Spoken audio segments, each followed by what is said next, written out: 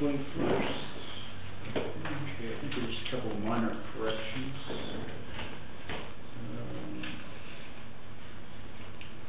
The third main paragraph, the word part-time is supposed to be, it's all written together, should be separated, and then, let's see, the fifth or sixth paragraph, says gate was looked, should be locked. Just minor stuff. That's the only thing I could see on the corrections.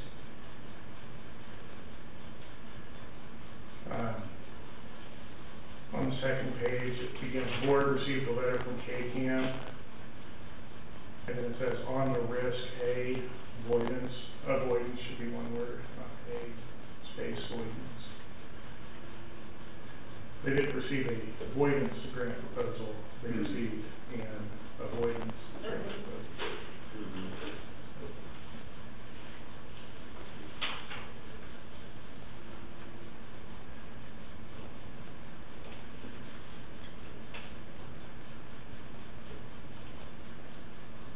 Those corrections, except the motion to approve minutes for April 21st. So moved. I'll second that. All in favor, signify by saying aye. Aye. Here's 2-0.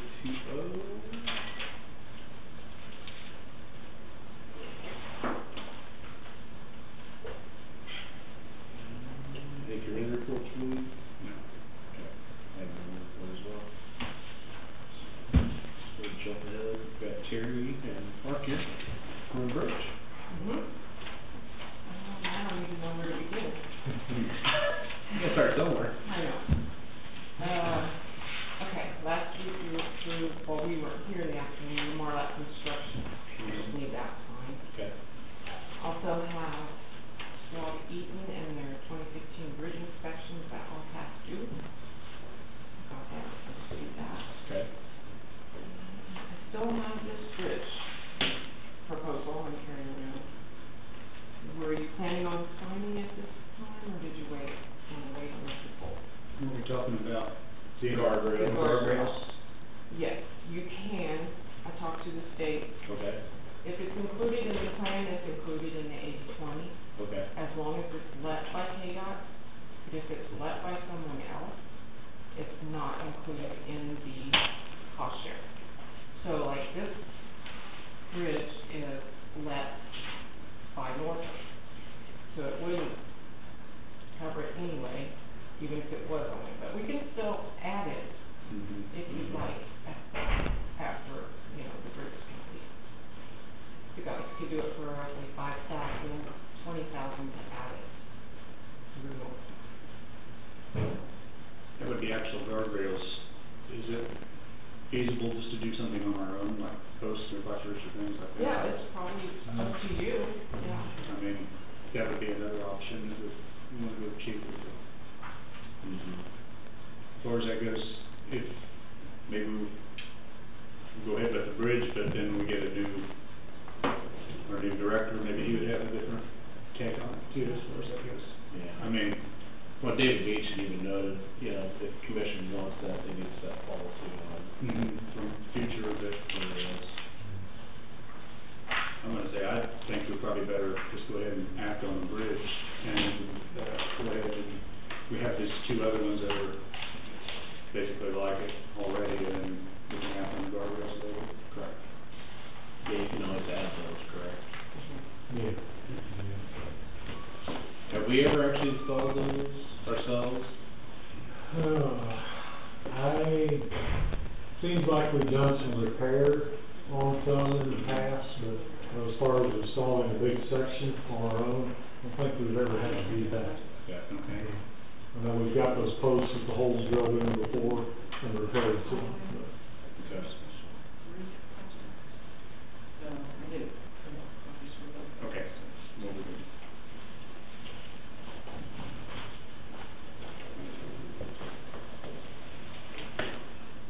And we are having an underwater bridge inspection taking place today on Independence Creek off River Road. Okay. They're supposed to be there either late this afternoon or first thing in the morning. And that was KDOT over infrastructure engineers, contracted by the state. Okay. That's going on. They just do like random checks on those? Yes, I think so. I got that paperwork. And then I got the estimate on the Midway Ford on Mark's truck. Engine repair. And Okay. there's two different, Yeah, they've done it. they've done this invoice, there's job one, and then there's job two, and then they total them both. So that's the total of both jobs.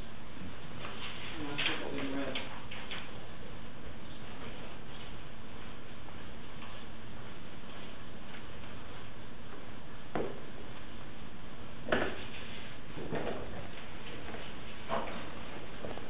Just check, just a second.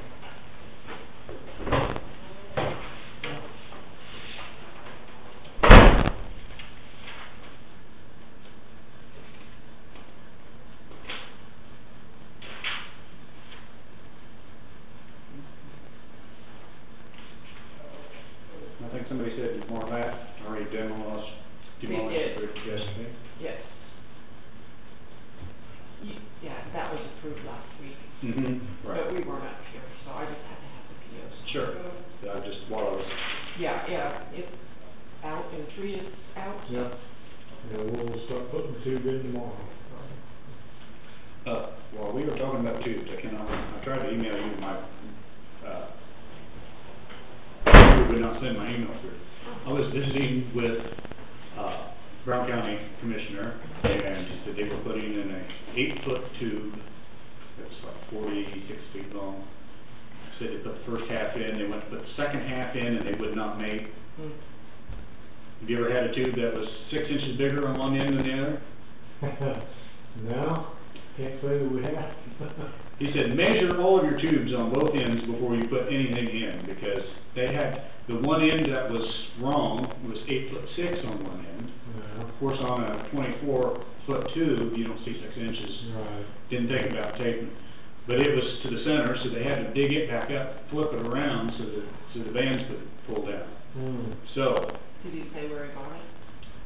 yes, in Topeka, I didn't get the name of the salesman was Dennis Brown? Wilton's house. Okay. Okay. I didn't catch the name, but I did catch the salesman's name. Dennis P. now who used to outfit it. But at the time, I wrote the bid, it's like, on, so we Yeah. hope we didn't have anything, or, Familiar with him, but that's not where we got ours. okay, but it'd be safe to do on any tubes. I mean, just a minute of measuring. That might save you some time tomorrow. Yeah. Before you bang them. We've actually got the two sections sitting side by side, and they look, they're gonna work good. Yeah. Well, he said they had the band actually sat on the one that was bigger, but he said when they went, put them together, he said it wouldn't draw down on the smaller tube. It draw, he said there was no way of correcting it except for taking that completely out. Of course, that was a huge tube. And they already had the first one very well set in. Yeah, it's kind of bad too, if they had to flip it around, because the tubes are designed for the water to drain over the lips. So if they actually turned it around, that tube will probably... Well, he did mention something and I didn't catch it, so I didn't know why when he said that created another problem, so. Yeah, that's probably what it was, because you always put them with the overlapping lips. The one on top is always uphill, so the water runs over it. They're not supposed to put it in there. Well, he said they had to turn that tube, but he said they had to do some other creative engineering to get it to work. And I said, he said, well, that they had it all tore out, and he said they were wanting to go back. He said they couldn't wait on ordering another half section. I was just like, warning sign there, hopefully we didn't have that. Never know what you... A minute Yeah. of measuring would save a lot, so. What's see the mileage, what's the year on this? 2008. We got those trucks in late '07, they're actually 08 models. So yeah, it's one of our newest trucks. Do we know what the value of it is? Granted, it is a Sterling, but it's still probably, well, snowplow, salt spreader, Oh, okay. everything, so, yeah. In fact, I still drive that truck in the wintertime, so.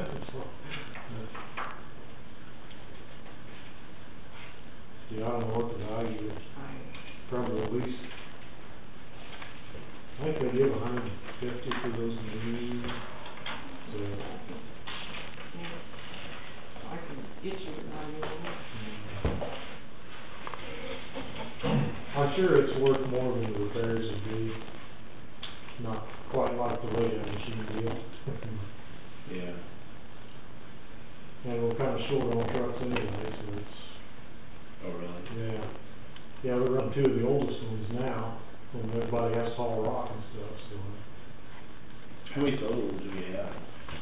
We have, Jeremy and I were talking about that. Yeah. 7. got the two old white ones, the purple truck, the new Western Star, 2 Sterling. two Sterlings, and then the one other Sterling.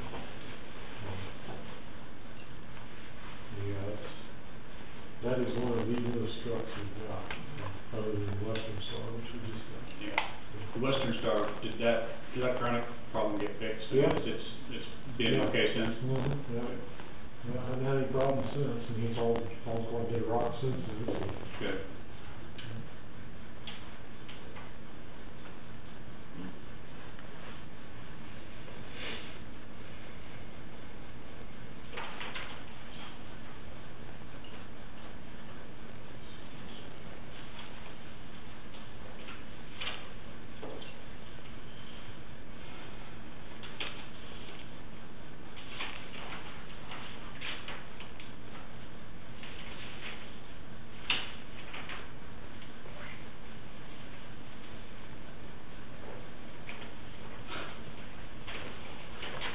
Just off the total.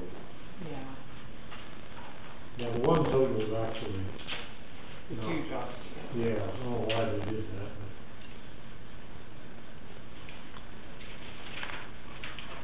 Do they have an idea of what caused it or what? They think dust got in it somehow, which we can't figure out, but that's what they seem to think. Got, Cause, must be the air breather or through the? yeah, that's what they're thinking, but they haven't found any openings where it could've got in. And that's a strange thing, cause we know that truck's been taken care of better than any of them, Oh, not just cause I drove it. I know when we got those, I was glad to get it, cause I was driving an old '90 yeah. Mhm. Ford truck that. Yeah, it's kind of a shock, so.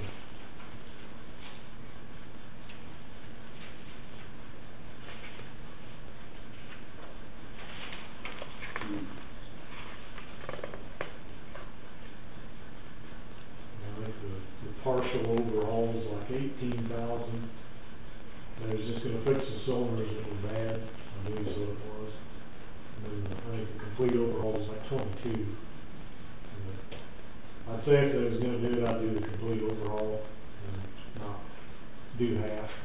Yeah, well, for what, 3? Yeah. 4,000? Ford, yeah. It's- Yeah, Well, they're already there doing it. yeah, I would definitely.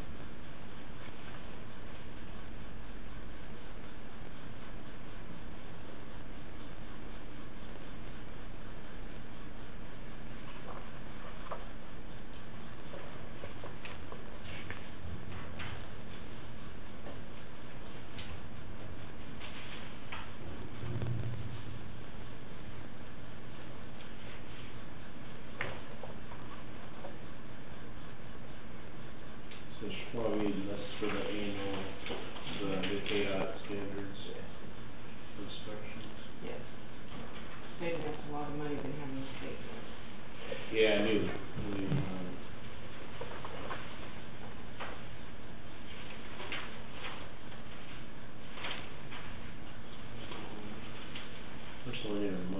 to approve,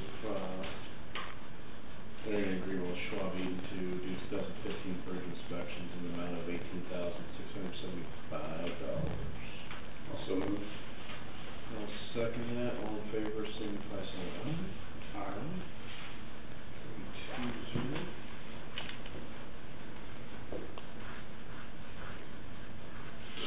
Guess maybe we should sign that after. Oh, that's okay. Yeah. I'm not sure we had added document.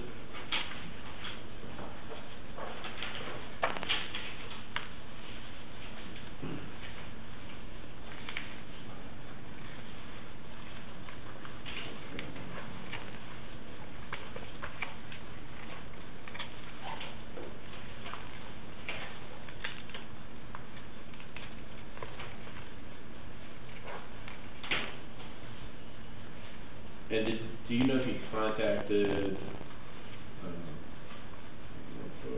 who's the actual engineer on West Bridge? Michael Rowe. And did you have a conversation with him about? Okay. And what was his? He basically told me the same thing as you. He could put them in there, but. Do we know what the cost was if he? Yeah, it's 20. He's the one that told me the 20. Like 20,000 to do additional engineering, or 20,000 to? 20,000 to do the guardrail, to include the guardrail, so I'm sure it would be extra engineering.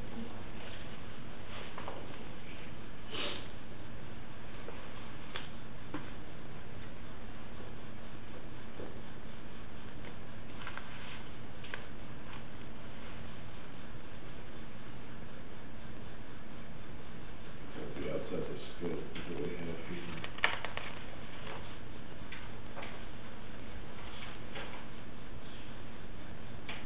Maybe that's something that we need to submit bids for, or do we just, I mean, I don't know, is that a good price? I think we would have to price, if they gave us, a place in Lebanon, or where you can get like kits, I mean, that you can do it any way you want to. Sure. You know, put one over here, and one over here, or do it off all four corners. It's just kind of what we feel Okay. is best. So what we probably need to do is, talk with, obviously just probably talk with Dave Beach. We had two other bridges that we were talking about, having some sort of guardrail and, Maybe we wanna wait till our hire comes in, maybe he have an idea. yeah, I mean, I think that conversation will be had with an engineer to draw on how to add those on, and we'll just probably look at doing maybe 3 at a time, would be my, Yeah, better do them all at the same time, same direction, and then going forward, we're gonna have to, change our specs on bidding. Maybe include them. well, any further questions, need a motion to approve the proposal for Muskota West Replacement Bridge Project in the amount of $157,595 with Norfolk Contracting. $795. $157,795. Also move. I'll second that. All in favor, signify by saying aye. Aye. Okay, 2-0. We got purchase order made up on that, I guess I should have done that. I didn't bring one.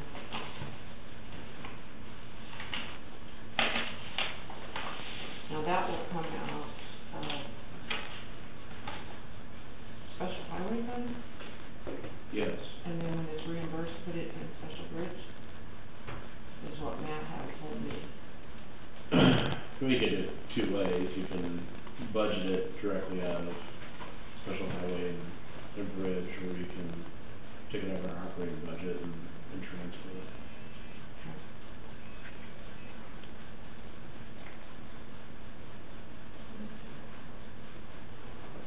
And Jeff, I did have one more thing to talk to you about. I got another call from Dennis Bell yesterday morning, and we discussed, his culverts, and he was going on and on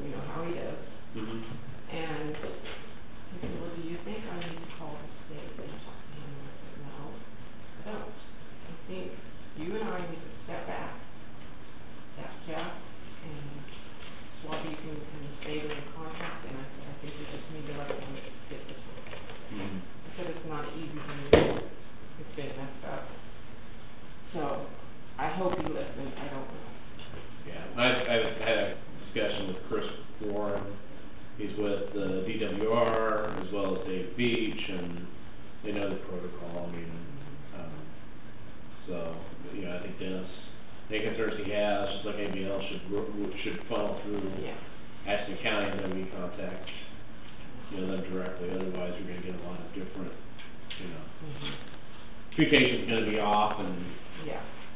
so, Hopefully he won't do anything. yeah. And if he does, I mean, I've made that contact with both the engineer and Chris Warren. So Chris Warren didn't think it was a big deal, he just needed to see a layout or drawing of the plans, he didn't see why there'd be a need for him to call him. Yeah.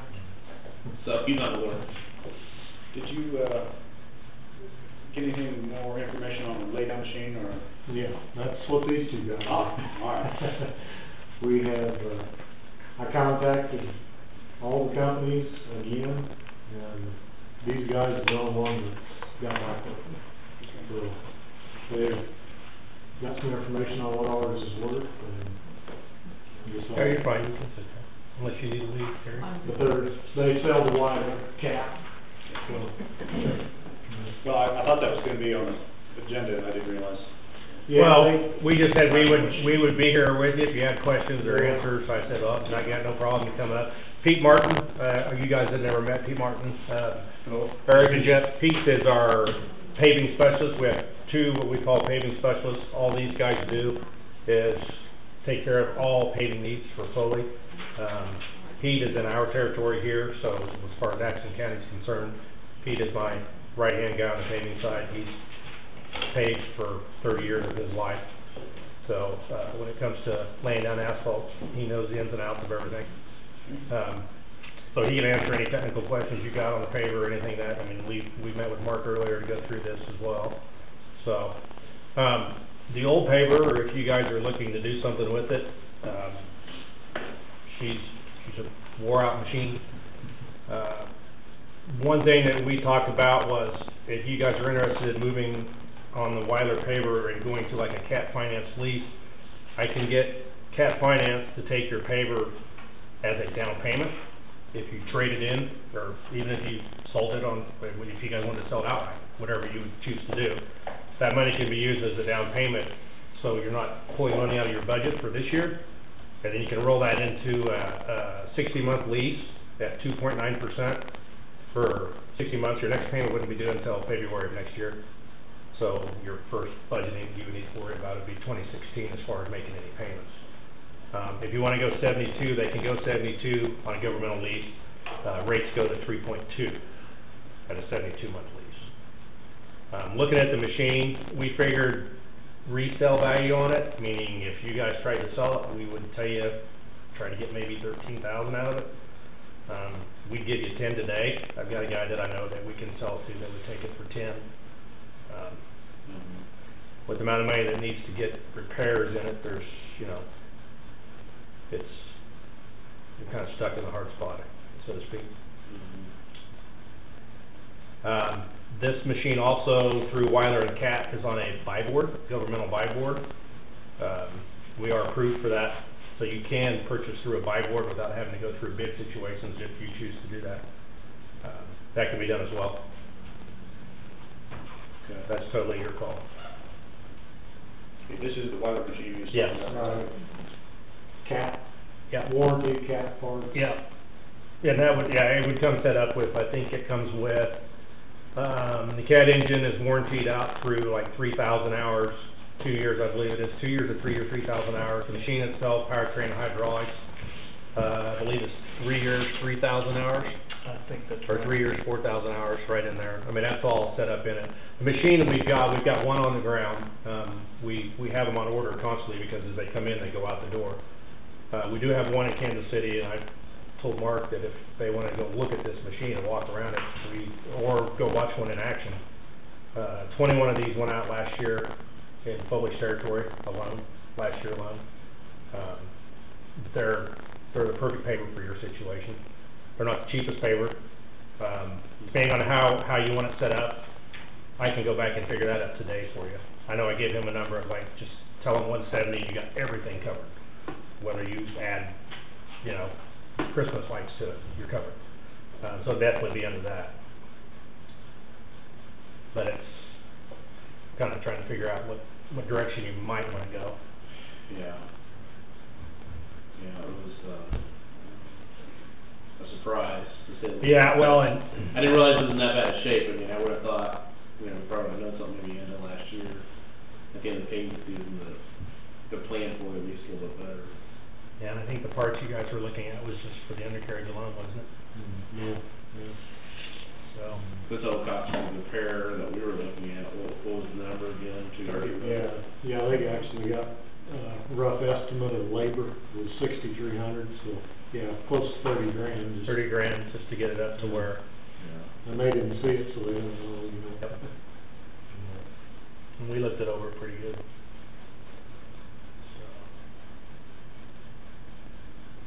So on the lease program, is it similar to what you're doing, like, on graders? I mean, is this strictly? It's almost identical. I mean, basically at the end, I mean, you don't have an option to return. There's no Sure. buyback set up on paving Okay. equipment. Okay. But basically, you can set that up the way you want. I mean, there's always a balloon at the end of any lease. Sure. Normally, if you just want a full payout lease, it's $1. Yeah. You know, you have your last payment, and then you pay $1, and the machine is yours. Correct. Some people choose to, depending on what their budgets are, they may want a higher balloon at the end of, I mean, we have some people who tell us we want a $30,000 balloon at the end, and then we'll either pay that off after that, or we'll refinance the $30,000 another year, or whatever they choose to do. It's all about budgeting, whatever they want into their budget for the year, as far as payments go. What's usually like the typical life expectancy of these machines, if we take care of them? Pete? What do you I see would kind of say- normal rotation, and what do you see? How long have you had the machine you've got? 2-3. 203. 603? Yeah. Okay, Yeah. 1,500 hours on it? Yeah. Gosh, this paper will It'll last you run. a long time. Oh, yeah, It's I'm a like- well-built machine. The good thing about it too, I know, anything that's wearable is replaceable. So the good thing is if a wear plate for chain slats or something wears, you don't have to tear a whole machine apart or roll. I mean, it's made to keep running. Yeah. The cat design with Weiler, it's very similar to the cat design, so. The floor plates, they're renewable, I mean, replaceable. Also, the auger segments, they're half auger segments. I don't know about the little paper out here. Most of those aren't, they're throwaway augers usually. These are bolt-on hard segments. I don't think you'll wear a set of augers out in 10 years. I don't think.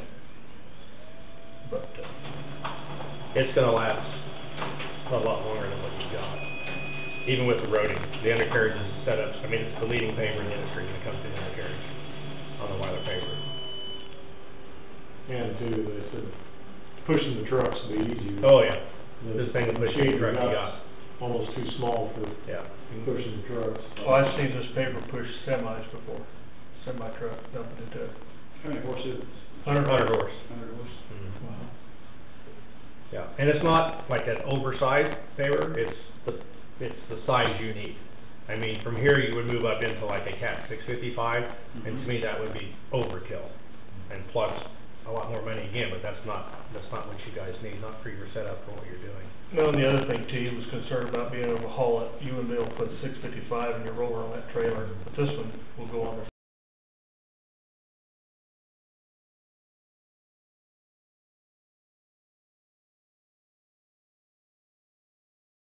Fine, we measured it, I think you had 2 feet to spare Really? on there. Yeah, it was- 30 feet, your trailer's 32. So if this paper weighs 18,000, your roller, I'm gonna say, is probably somewhere in that neighborhood. Just, Well underweight and well Yeah. within what you No, need it's on your okay. trailer. So nothing changes there, you don't have to worry about. Yeah, 'cause we put both pieces of equipment on the same trailer, that way we can, if we have to move 10 miles down the road, we can do it quickly. And it's very loader friendly, Mm. putting it up on that. You'll notice that with the undercarriage. Yeah, 'cause the old one, tracks is shorter, does a lot of the wobbling. Tipping and wobbling. You get on uneven ground or something. Yeah. So this is one a little bit wider, is that what you guys said, we're saying a little bit wider than Yeah. This thing, yeah, you can pave with this, I mean, as far as your paving with too, you're down to almost 6 inches to 3.8 feet. If you wanna come in and you've gotta lay a shoulder or something narrow or small or whatever you're doing, out to 15.8. So it's gonna cover every aspect of what you need as far as paving goes. would you gentlemen like to see about a 3-minute YouTube You can watch yourself, or you can sit there and look on an iPad, or. I mean, it shows you just the paver running, it's free. This is he had it on, was out in the truck, and he's like, "You wanna go?" Yeah. Well, I know where, but he's got it loaded up, so you can. I think it's about a 3-minute deal.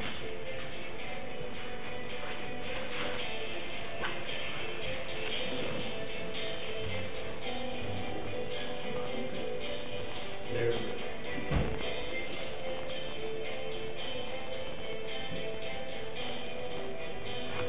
They're showing a P385A. That's what we're looking at? that's the current newest Airport interim unit. That's what we're talking about. That's the machine, yes.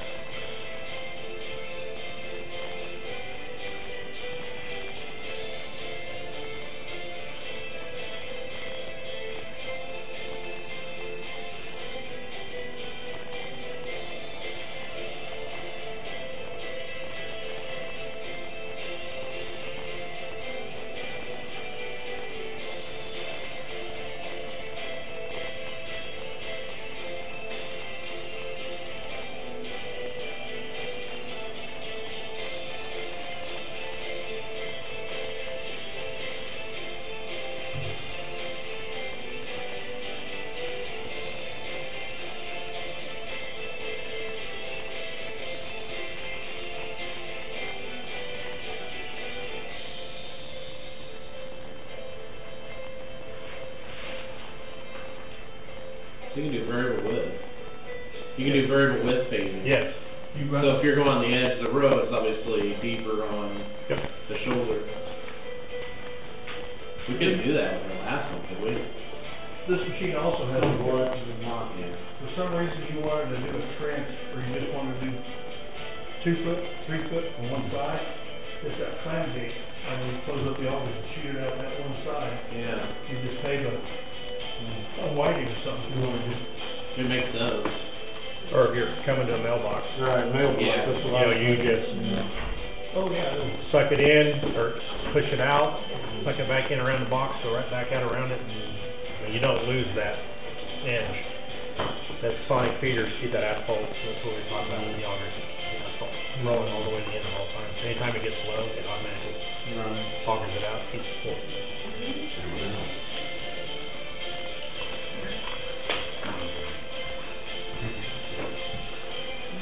Electric heat on the street is standard on Wilder, and a lot of them have propane with a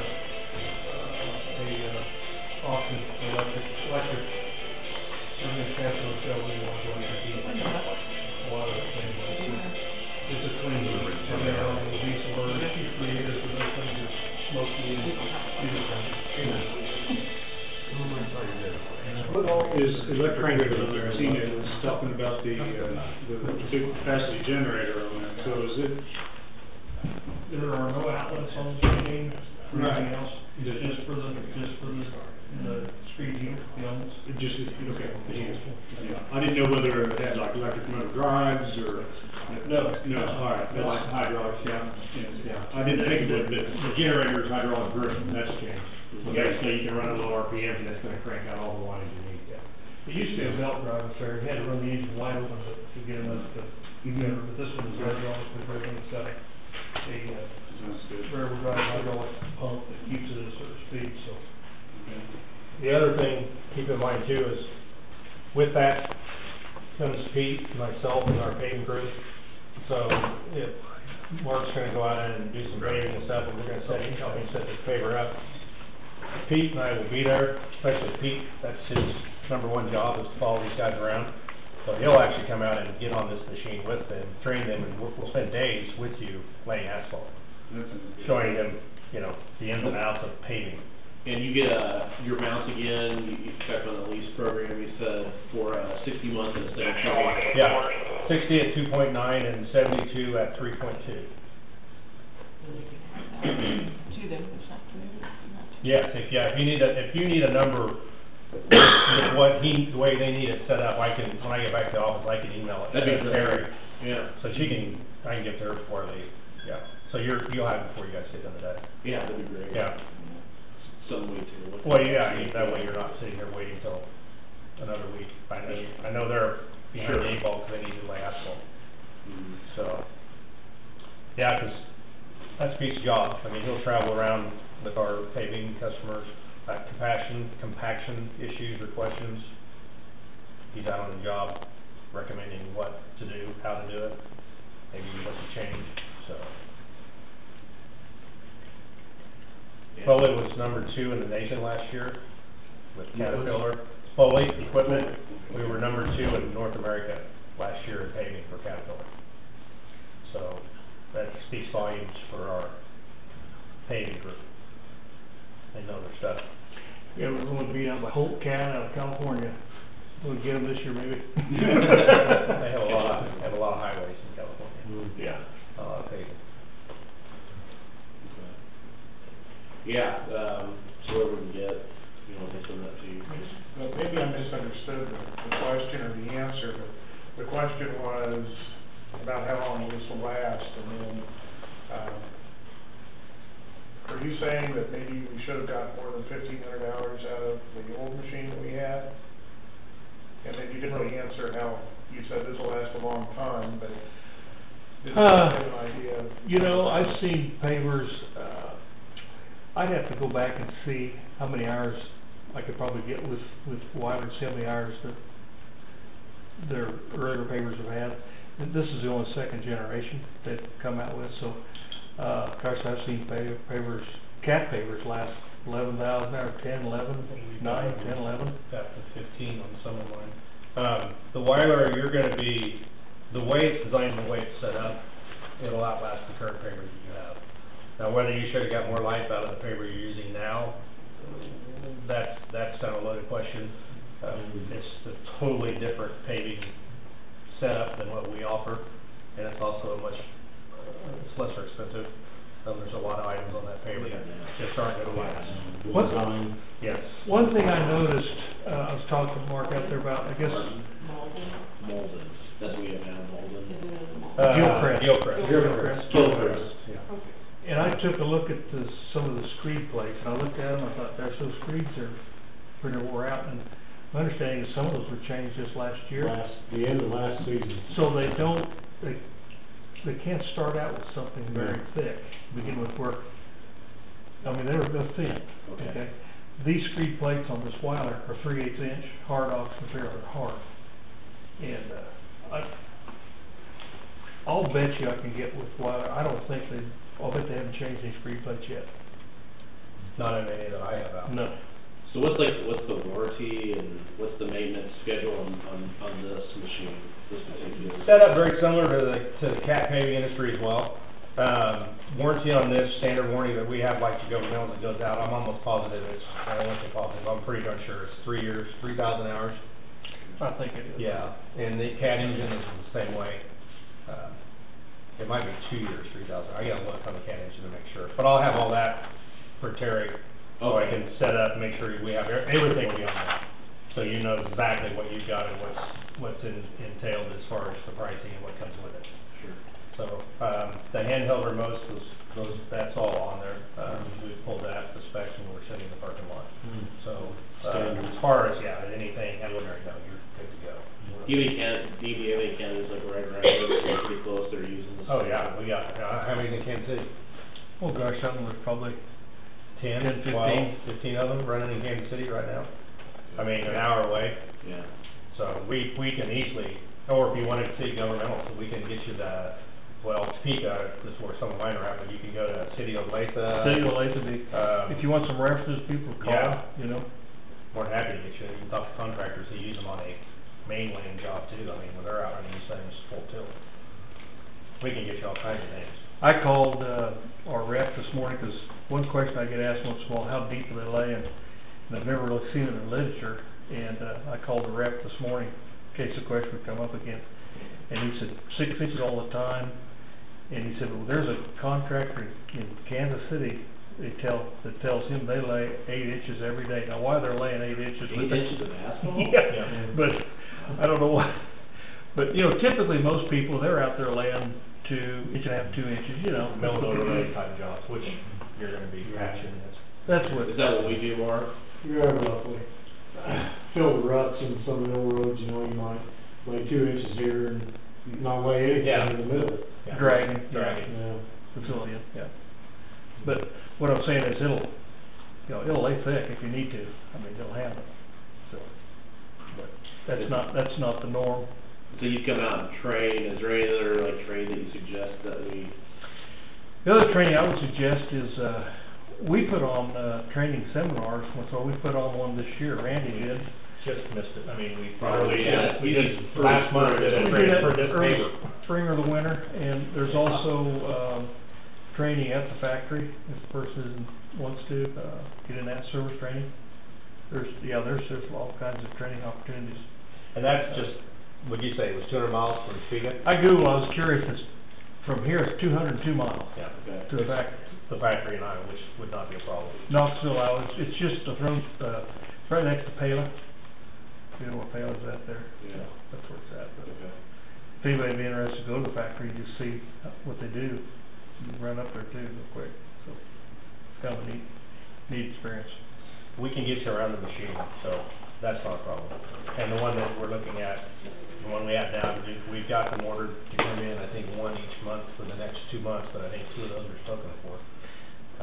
We've been selling those pavers, matter of fact, I think we ordered 5 or 6, and Weiler called us, and they're building so fast, they asked us, since we had 2 on the ground, which one just got sold to APAC, and we've got the other one sitting here, and they want us to back off our order a little bit so they can take care of other customers, and we hesitated, we said, oh, okay, go ahead. And now, if this one goes, we're gonna have to call them back and say, hey, we need to, So you have one available? We've I got have one one earmarked. I put a hold on, I told Mark last week, I called in and said, put Action County on just to be safe. I said, if something comes up, I don't want it walking off to somebody else. They'd have to come talk to me first, and then we'd have to make decisions. I said, until that happens, we at least have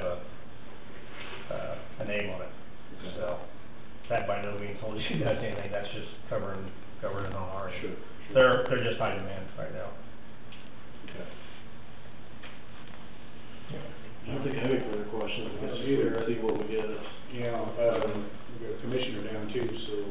Yeah, I've seen.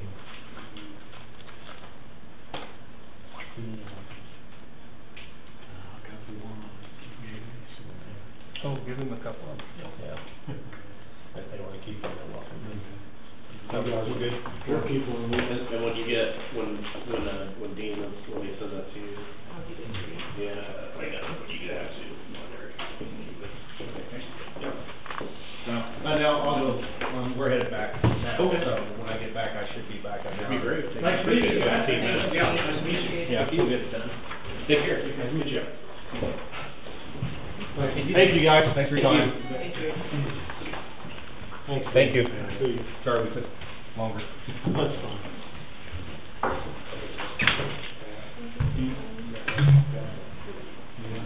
Ask me what? On our, acquisition of land. Oh, yeah, I think you ought to go into about a 10-minute executive session at the beginning, When do we do that? at 2, yeah. Shelley's on for that. Yeah. What else do we have? Which, down to the truck. Truck repair. Oh.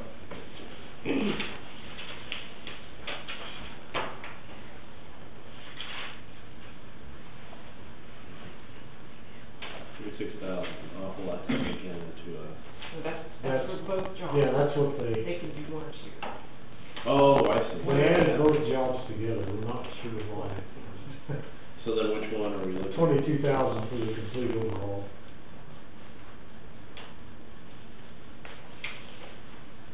I think it's Still on- the same truck, both Right. trucks are on truck. Okay.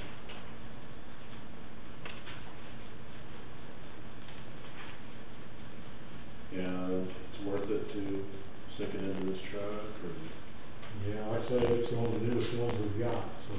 well, just because it's a new one doesn't mean it's not a lemon. I guess. No, it's- I'm averse to sinking money into something Yeah. that's going to get. But to go out and buy another truck with salt spreader, snow plow, I mean, you're gonna spend way more than that Yeah. to find something else. It's probably not worth it. Yeah. You don't have any idea what it's worth, I mean, like, market value?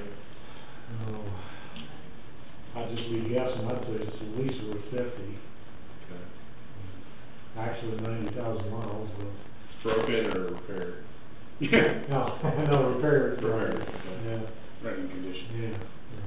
So it's not to the point where it's completely wore down? No, it's, let's say it's one of the better trucks we've got. So with this repair, you expect us to get how many more? Well, granted, it is a Sterling, so. You said that. Yeah. They're not the greatest in the world, but, yeah, it still should last another 10 years, I would think. In the history of the truck, there hasn't been anything, The radiators, we've had trouble with the radiators in those trucks. They're gonna have to put one in that one too, because it was leaking, but they've got the new dampering devices they put on the sides of the other one, so they're trying them. So we'll do the same thing on that one. We'll probably need this, you said we need this, Yeah. this truck in service? Yeah. Okay. That's Get purchase order. I don't, but I can. Okay, we can approve, at least get it going, I don't think any questions, I think it's probably prudent to at least get it I think we have to, I mean, repaired. So. Any further questions, approve the amount of, $21,843.08 to Midway Ford for repair of a 2008 Sterling? Yeah. that's just, are we doing one or both? That's just one truck. That's just one. No, but I mean both jobs. Just one job. No, the one job will be the 21,000. Right. Oh, That one. okay. Okay, I thought it was the. The first estimate was if That's what I they just said did first, that's what I. part of What you the- estimated. Right. Okay, all right. I thought you were doing two separate things. No. Yeah, that was. Okay, well, yeah, let's definitely. They could have just repaired like 3 or 4 cylinders out of the 6, and the 22,000 was all total rebuild. Okay, I thought there was separate issues, one bid was for one issue, one was No. for another. Now.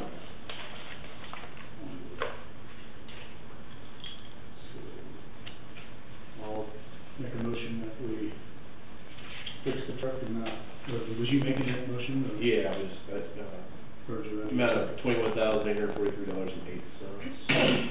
Also, I'll second that, all in favor, signify by saying aye. aye. 320. Yeah.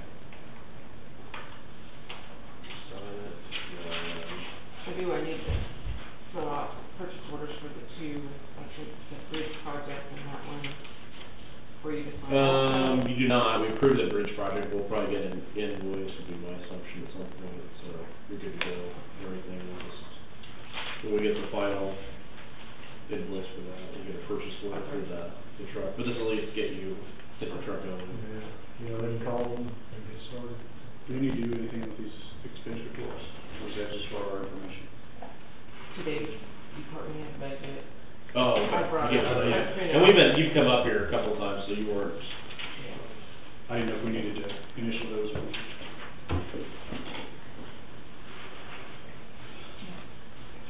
You did. thank you.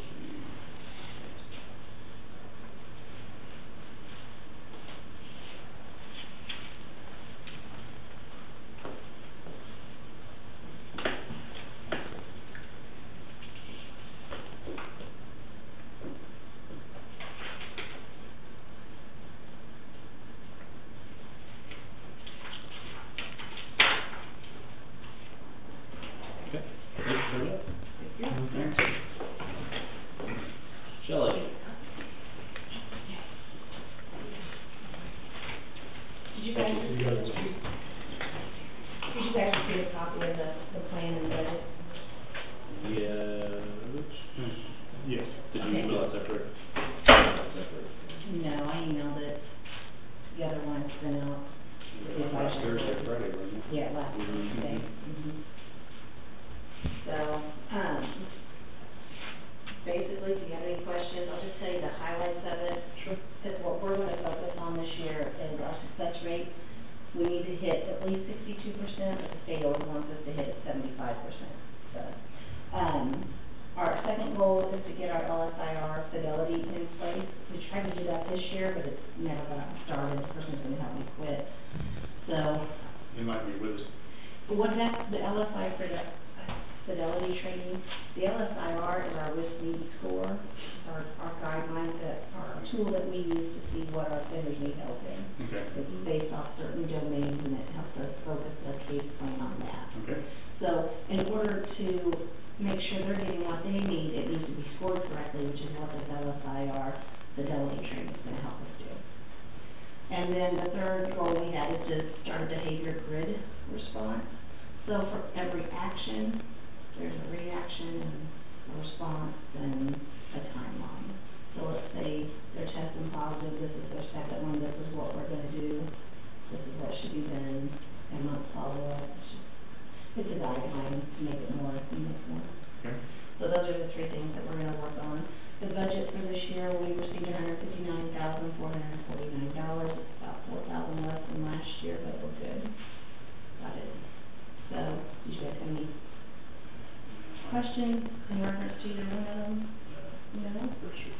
So then, I just need an approval, and you can sign the signature page tomorrow. Yes. Okay, so, Correction. yeah, I just need the commissioners to vote that you approve of the plan. Yeah, so we'll need a motion for me to approve that plan. We have community corrections board meeting tomorrow at, 1:30. Okay, so also move that we accept the plan as stated. I'll second that. All in favor, signify by saying aye. Aye. Awesome, thank you, see you tomorrow. Thank you. Okay.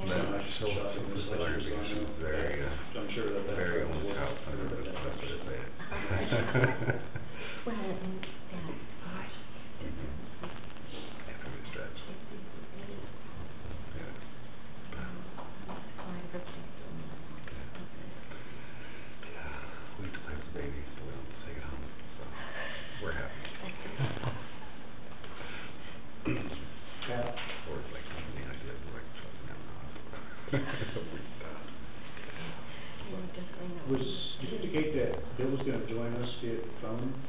He wants us to call him. I did some checking under open records, Open Meetings Act. There is, even an Attorney General opinion that, it's clearly authorized. The only, caveat is the public has to be able to hear him, so he has to be on speakerphone. So, I would suggest one of those phones up there to call him on. I have the number if you Do we need to make a motion or discuss? Well, I don't think you make a motion for him to join the meeting. I think you just call him. Okay. I think it's probably a good idea to have maybe a 10-minute executive session with the commission and with representatives from Colonial Realty to have a discussion. Okay. So, Okay, move forward. sure. So also move the executive session. Excuse me. Yeah, we can have Wes later. I'm asking. Sorry. 10 minutes, you say, or you think that will be long enough? You can extend it if we need to go further. I don't know, it's up to you. When is our next schedule? 2:30, Steve Freaker.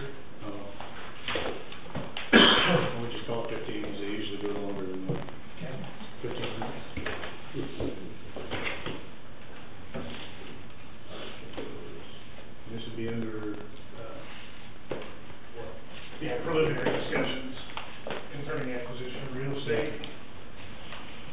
Yeah. people are doing things. So here, KSA 7.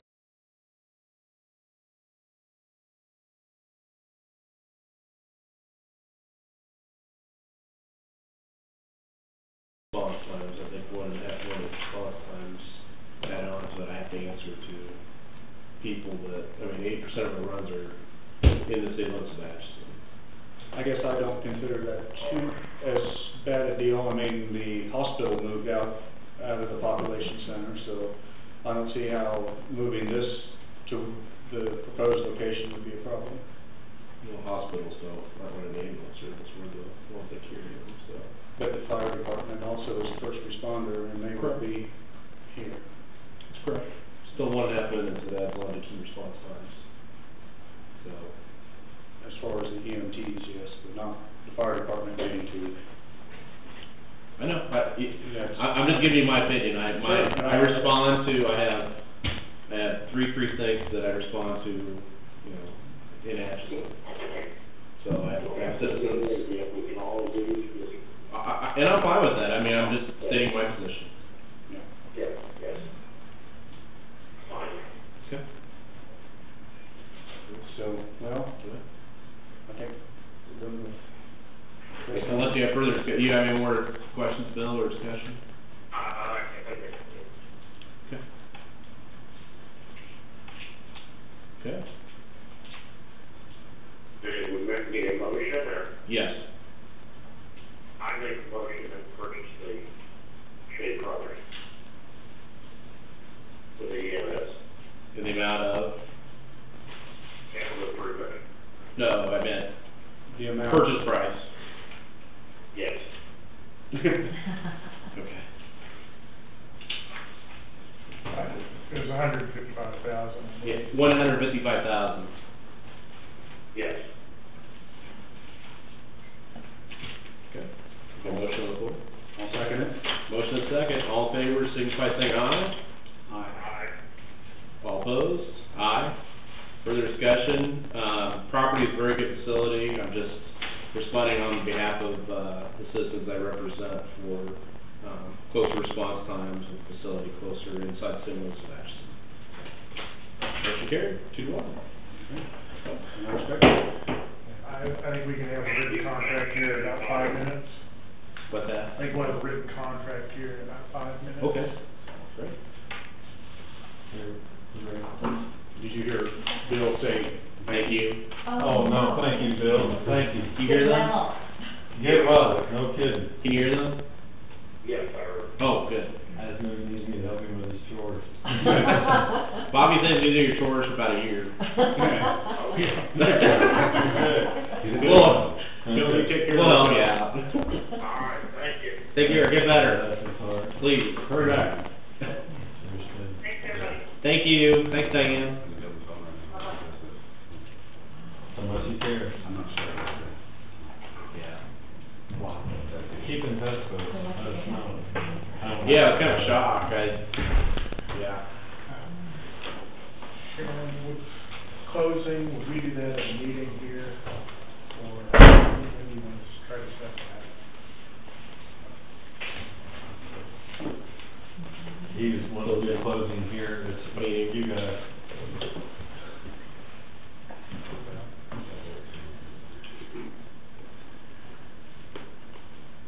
May 26th, or May 19th? What day is the 26th, Pat? That's a Tuesday, so that would be one of our meeting days.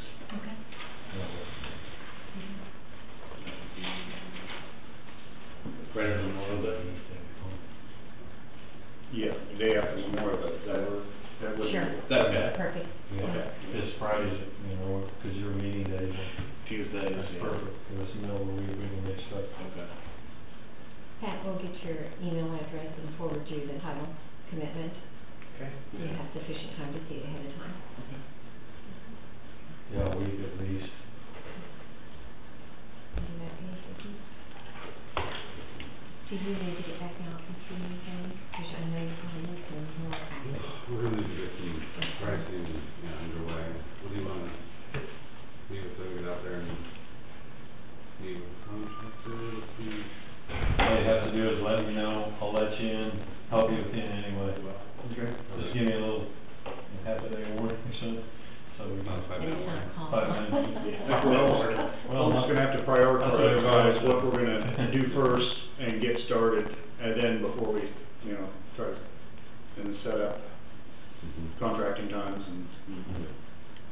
nice to get better numbers than my estimate, so. Yeah. So I looked for some floor plans, but we couldn't find them. We don't have a tape measure for you. I can bring it out. Thank you. Well, if I fill everything in right, then we probably need to have Jeff sign it. Yeah, just look at it and then early finish on.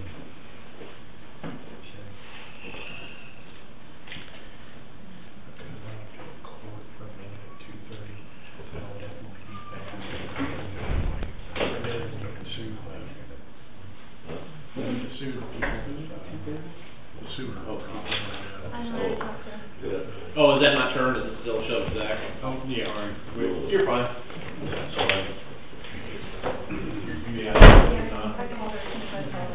Yeah, that's bigger. But don't worry, I'm waiting. Two 45. Excuse me. Excuse me. You need the 245 there. Oh, okay. Yeah, you should have heard me.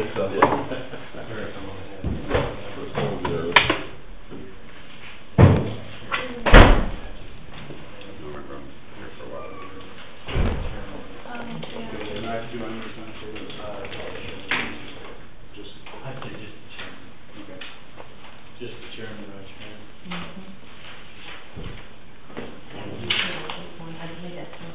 $2,000 check. Check. You want that? I think so. So, you want that check to you, or to Shaven? Make it to call your relative trust, it goes to a trust account. Thank you.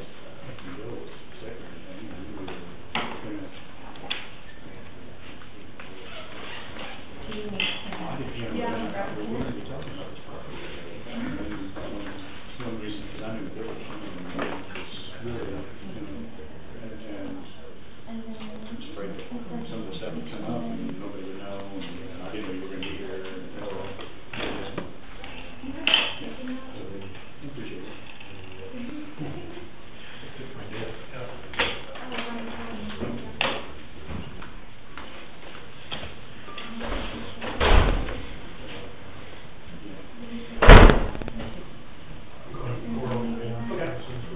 Thanks, Matt. Won't take much of your time, I know you're, thank you.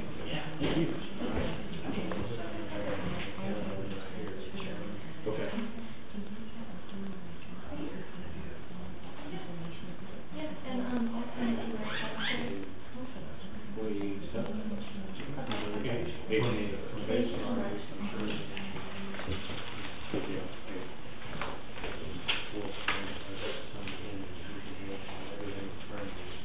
Okay. And legal, right here. No. So, Yeah, that's it. cool, wow. We need this when you're living in this work.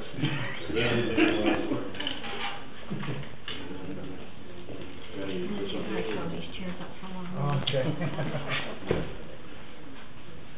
Sure, for next time. No, sure.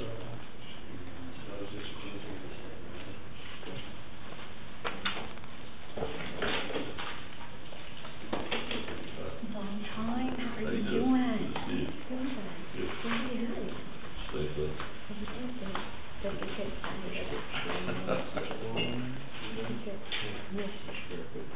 I do that, I try to work about half time, so, and just something to do, I didn't realize I didn't have anything to do.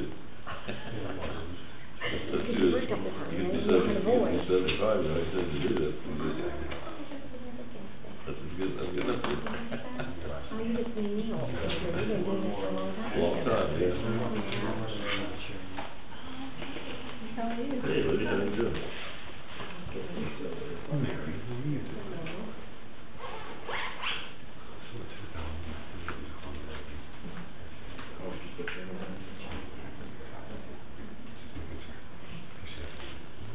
That's right. A few years since I've had to deal with that. Like 11 to be exact. Oh, really? Yeah. Yes, I'm trying to. Ready to print it? Had a few minutes, You got to print it? No, I mean, like, Yeah, well, not while they're anymore. No problem. Yeah, for me. particular day or Tuesdays is the best day? every Tuesday, Yeah. but I was on vacation last week, so it works out. And I had somewhat of a lull in this sunbreaking news, but I've gone as far as I can go with that. So people are available. One of the parties I need to speak to, hopefully it's available now. Well, you ever long for the liquor store? Well, you always have the people, customers. Those are my favorite spots in there. Well, thank you. Ready for softball season. Well, it's a good conversation. So, I know, I appreciate it, thank you. Thank you.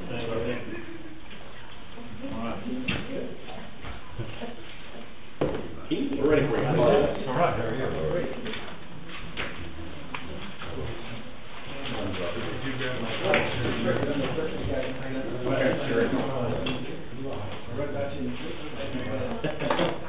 In a good section. I hope it was in a good section. Good to see you again. Yeah, Commissioner Poole is, out having some issues. But if you want to leave stuff, then, you can review it when he gets back. Good time, but we just sent out, I think we just sent out letters. You just got, okay. Yeah. Okay. Oh, you changed?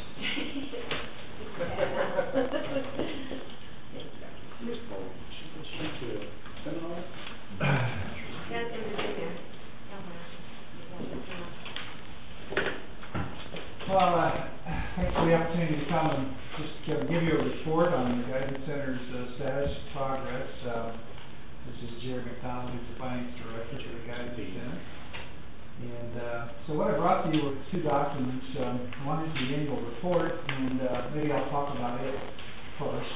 And I'll have to come at least once a year and not ask you for anything. Doesn't mean I won't later. But you've always been helpful and generous to us. This report basically reflects that once again we saw more patients in 2014 than we've seen in our history, and that's been a trend now for about 10 years, where just continuously more people come for services at the Guidance Center. And really about only 120 additional Atchison clients, but 120 people is still a large number. So we went from about 5,000 to about 5,500 clients system-wide or agency-wide. We do serve Leavenworth, Atchison, Jefferson County. That's our three-county cooperative, and we are a private not-for-profit corporation as well, Erica. Probably need to do an orientation, maybe even a tour for you someday, so just kind of help orient you to our work and how we're integrating the community and the community need here. Of course, sharing, the number of hours of service, about 5,500 clients receive 173,000 hours of direct service. That's a lot of time spent with community residents, helping them through their addiction or mental health or family needs. The age breakdown there too shows that we see people from all walks of life and all ages. And when it says 0 to 5, that really pretty much means 3 to 5. We do have an early childhood program at the center that's been growing and growing, and we have a pretty good operation here in Atchison for early childhood people as well. The clients by race pretty much matches the demographics of the area that we live in, and nothing really unusual about that. When you begin then to look at our finances, you see that we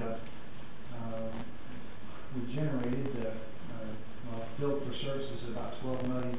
Of course, we have major write-offs of those charges for patients who are uninsured, and even those who are insured as well, but we see people regardless of their ability to pay. And so any uninsured clients receive service on a slide fee basis that slides anywhere from $0 to the actual cost of the service over $100 for some services. So the revenue distribution, we're heavily dependent upon Medicaid, as you can see. Over 50% of our revenue, actually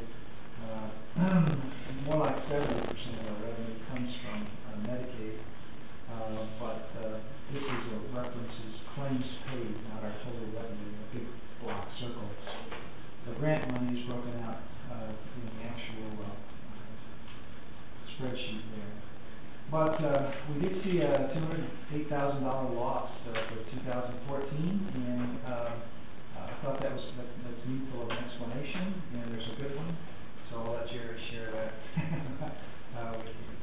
The first pay period, first payday in 2015 was on January the 1st. Our company policy is that if a payday falls on a holiday, we'll pay it the day before. Well, the day before in this particular case was in another year, which was 2014, so that was an additional pay period that had not been budgeted for. It's very easy to say it's a loss on paper. We just still have to pay the money in 2014, but that's the reason for the loss. So far this year, that meant that in January we only had one real payday, so we're ahead that much for 2015 already. Sure. It never feels good to have to log on your audit a loss, but the explanation, and I guess we've learned too that every 13 years, if you pay twice a week, you'll experience this where you'll have 27 pay periods in a year rather than 26, and so in 13 years we'll budget for 27 payrolls. So that whole payroll, that's what put it over, you guys Yes. actually, what did you, outside of that? We would have probably had a net income of about $80,000, about what it was last year. So we run a pretty close margin, and we carry a very low cash reserve, less than 8 weeks really cash reserve on a $10 million budget. That's pretty risky, but that's been all that we've been able to accomplish over the years. The other data there just tells you, the clients by diagnosis, some of the problems that we see clients with. Affective disorders really refers to disorders of mood, anxiety, and depression.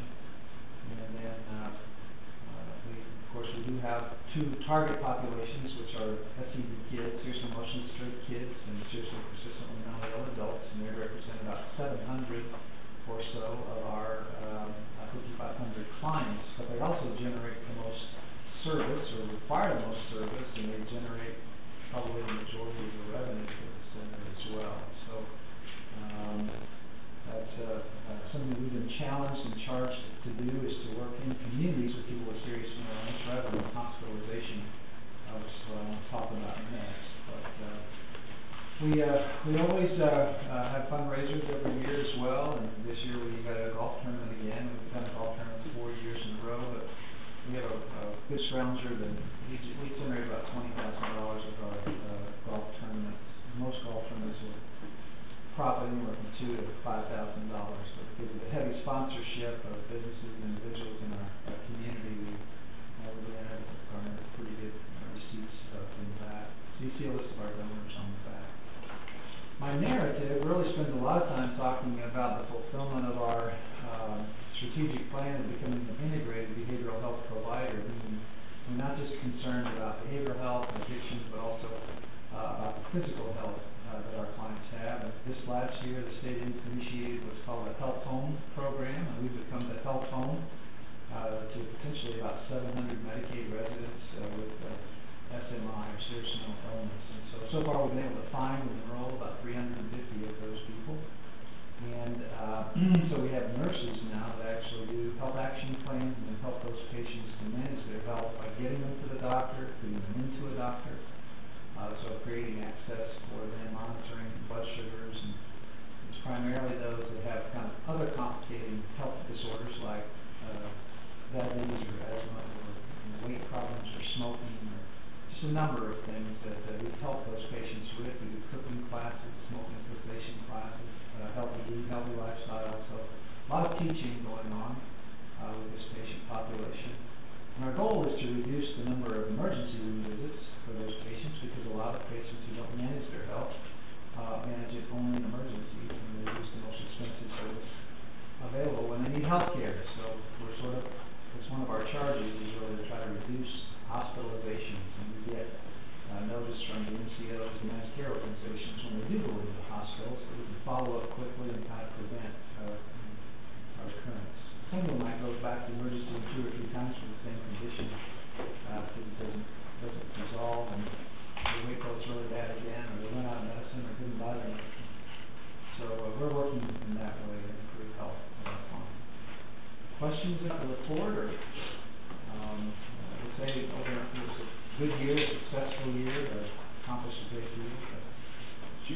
physical offices here in Atchison? We do, on 201 Main.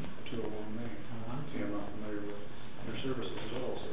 Yeah, we'll get you over for a tour, we'll walk you through, we've been here, actually Atchison, we're probably the second oldest mental health center in the state of Kansas, because we started in Atchison as the Atchison Child Guidance Clinic in 1937. And, it's one of our originating board members from Atchison passed away last year, Mrs. Vernon, passed away about a year ago, and so she was on one of our original board of directors, and with that, and her daughter works for us and is our operations manager.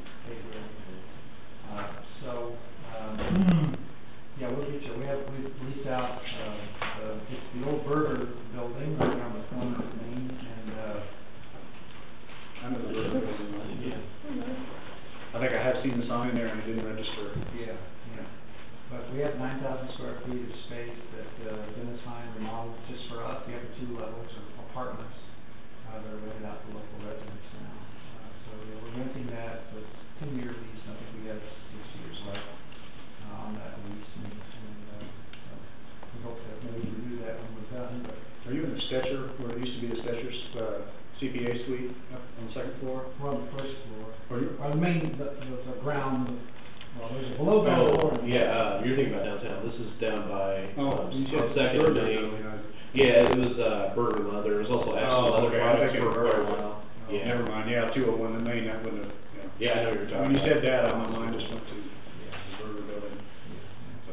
What do you, I just have a couple of questions on trends. What are you seeing on client side diagnosis? What are you seeing, what trends are you seeing there? I mean, is there stuff that's increasing or No, I don't think- decreasing or? There isn't a particular, trend in that area for the community, but we know that families continue to have a lot of trouble with children, and so we see really more kids.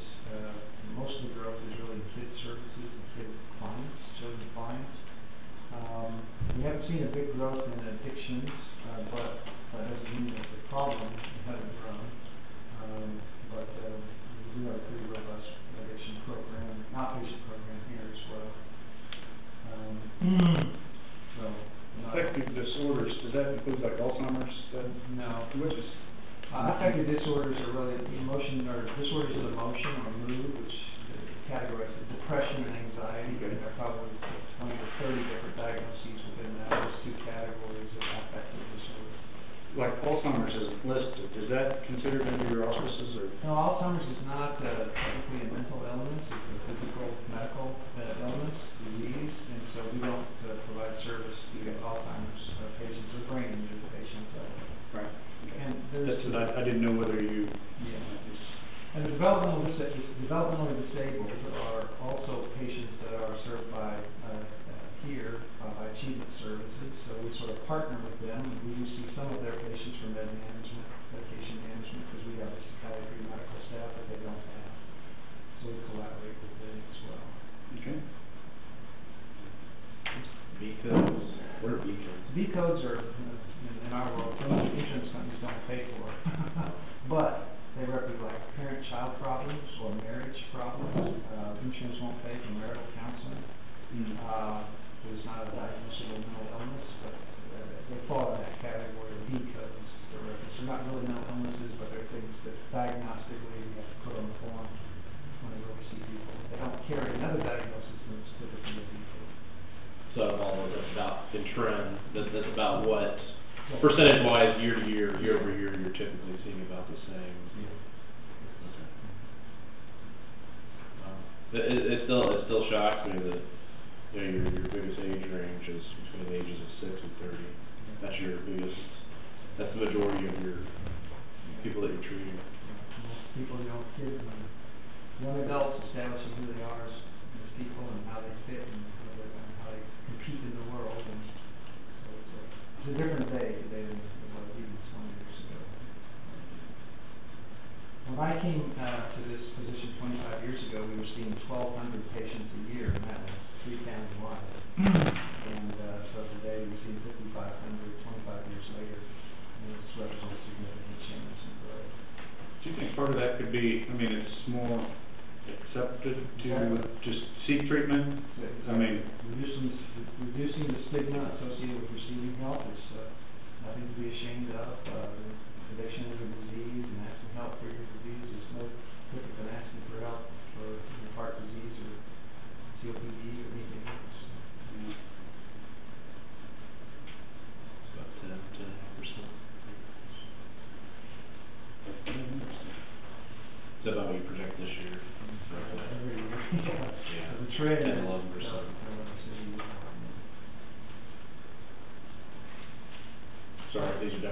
No, they're not, no, I appreciate being I asked. just kinda trying to Yeah. get my head around it, or try and understand Yeah, where we we got, go. like I say, this is all new to me, so I'm starting from ground zero. Well, we'll definitely, I'll call or I'll email you and maybe set up time for you to come by and sign up for, Yeah, the number. it's been a few years, I think it'd be really interesting. 3 years at least, since we've been It's been a while to since you- It's at least 3 to 4, I think. Maybe a couple of months, because I'm gonna be really busy these next 2 Sure. months, but then maybe the summer would.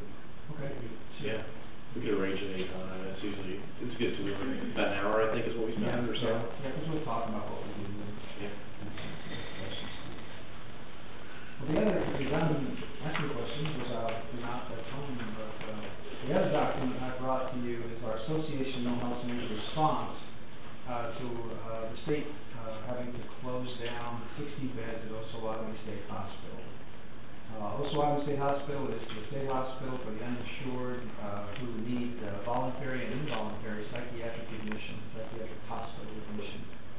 And, we are the screeners, or the gatekeepers to the state hospital. Nobody can get there without going through one of my screeners, and nobody gets out that we don't know about and doesn't know how to get them back into the community.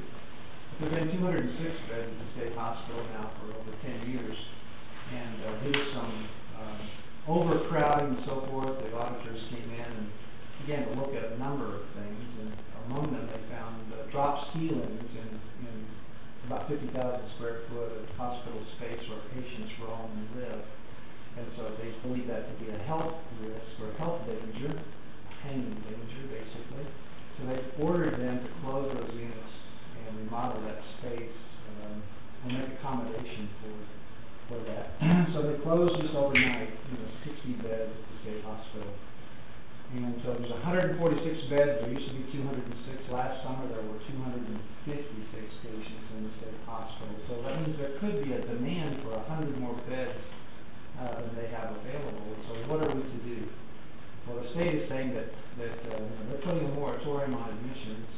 We have to take care of them, even though we don't have that level of care. We don't provide hospital level care, because you have to have obviously medical facilities with the ability to assess, diagnose, treat medical conditions that require psychiatric intervention, that require structured settings and staff to oversee and even sometimes to do one-on-one watches with those patients. So we don't have that level of resource, and so we're just screening patients, telling the state hospital they need to come, and if they reject them, then we have a problem.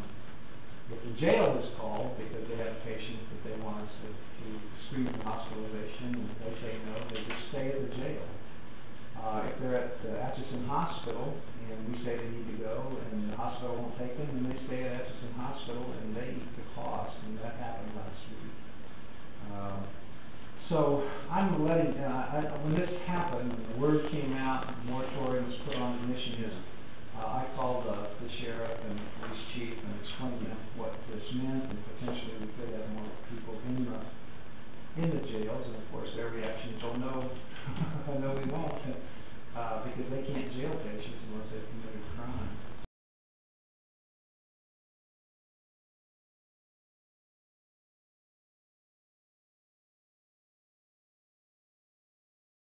So it creates, quite the dilemma for the community, and we're going to do all we can to accommodate, to do emergency medication management when we can, to sit with people for extended periods if they're in a safe setting, and we do some of that. But if they're at the hospital, more than likely they'll just stay there until they resolve the crisis, and we'll do that what we can to support it. But it's quite the dilemma for us.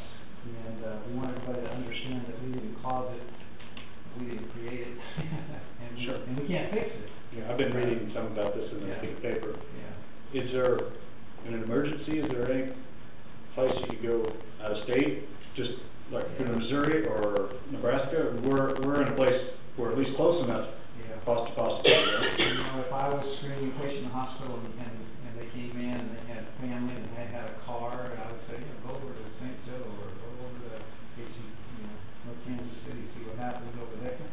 We would probably suggest it. That would probably not be a good solution. Once again, it's not good stuff, not either create a large bill or the hospital will be eating the bill moratorium, I didn't realize that was the reasoning. Yeah, yeah. And so they say that they haven't even started the remodel yet. That's supposed to start later in May, and it won't be done until October. And then they'll have additional units to do after they reopen those units. So it could be a couple of years before the bed situation is resolved. Oh, wow. Yeah. It's gonna take as long as to get over this, nothing more. Now, they're going to, they put in a governor's budget amendment of $4.2 million to pay community psychiatric beds if they'll hold these patients, take these patients. But again, if they're involuntary, many involuntary, and many private psych patients or hospitals don't have the ability to manage an involuntary patient either, especially if it's a violent one. So, we're not sure what all is going to happen, but we're letting the state know. Every time we run into a situation we think is untenable, we let them know. Because we can't take responsibility ourselves or liability for these patients when we simply don't have the adequate level of care. But if you hear about this, or you hear complaints about the guidance center didn't do this, or didn't do this, or they wouldn't take this person to the hospital, I can assure you it wasn't the guidance center's fault. Because if they needed to go, we would have sent them. But at the same time, we'll do what we can to help support them. And in the case of Atchison Hospital last week, they kept them overnight. They sent a screener back the next day. We spent several hours with them, talking with them, and encouraging them, getting them to a place where they would agree to no self-harm. And then we got them in the next day to the med management clinic after they were discharged from the hospital. So that's the kind of work that we'll do. But that's risky too. If that patient is discharged and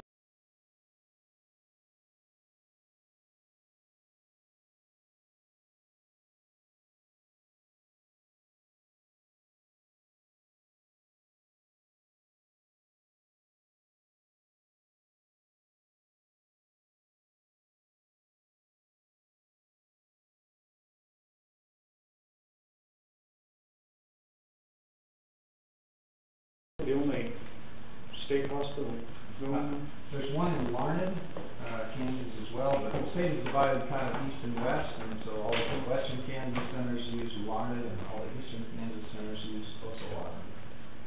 can they pick up any of the slack in interim, or are they taking probably the western? Yeah, they put a moratorium on Larned as well. The demand for hospital services is just like the demand for our services. It's kind of off the charts. And so at a time when we can least afford, a reduction in services, that's exactly what's happening. It's hard to be angry with the state though, because they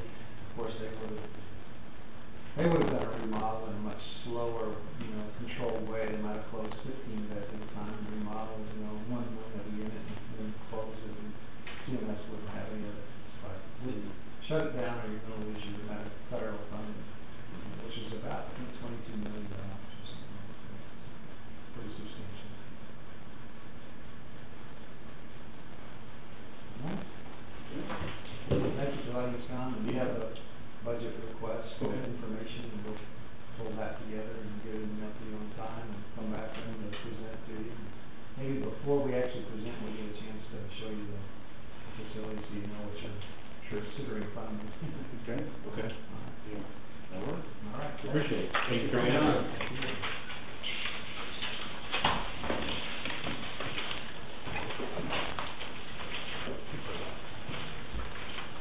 Mr. Dennis. Hello?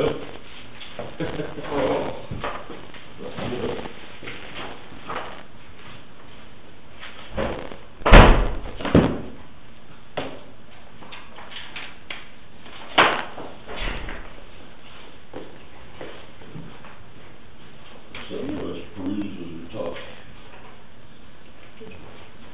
How are you? It's that time of the year when we come to report on our activities for the past year and how we evaluate that. You realize this is the first time in the 25 years that we've been related, or we've hit each other and work, that we're coming to you as a private company, a quasi-governmental company now. Last year, we were asked by Multnomah County Board of Health to, they wanted to get the environmental part out of their program. And so we went through, just rolled but there's a classification called a quasi-governmental agency.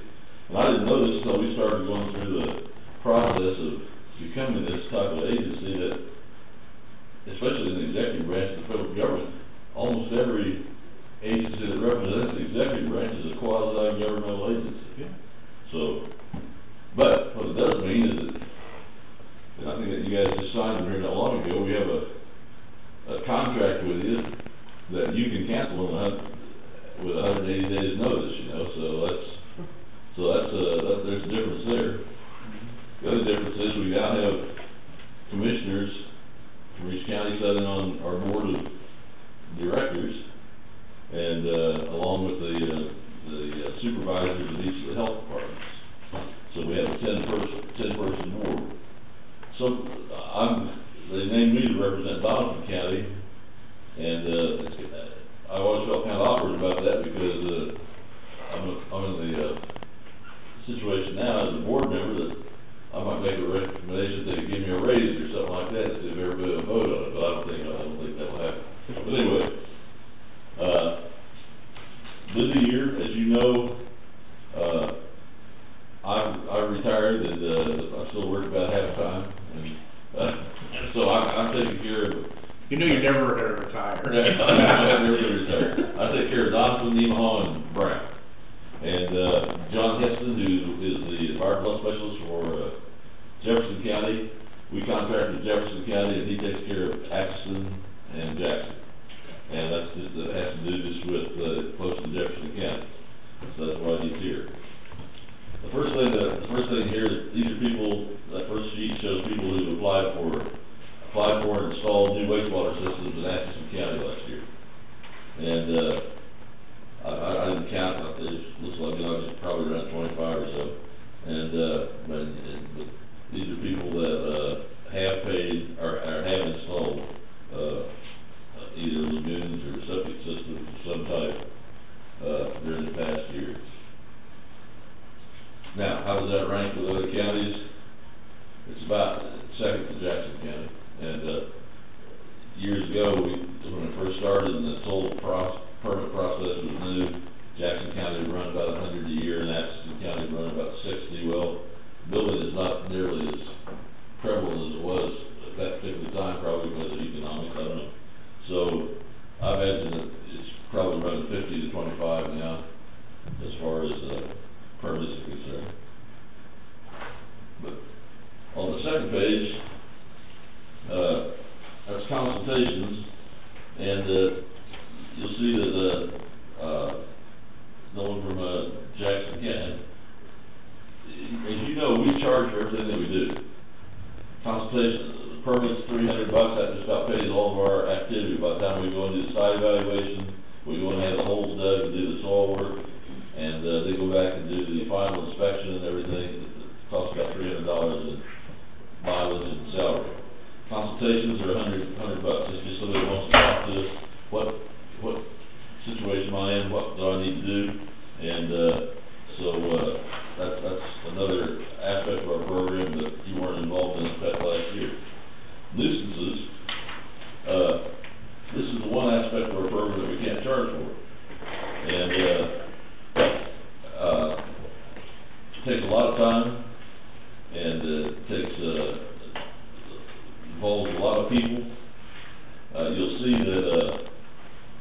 that in Atchison County last year, I'm looking to see the first nuisance that I worked last year was 3 children with elevated blood levels being maintained in a home that led everywhere, and so we went out and got the landlord to make some changes, got the parents to make some changes in lifestyle habits as far as washing their hands and things like that. Well, the kid's the bed was a mattress on the floor, and 3 of them slept on the mattress and right underneath the window, and you can see the teeth marks on the windowsill where the kid was standing on the mattress.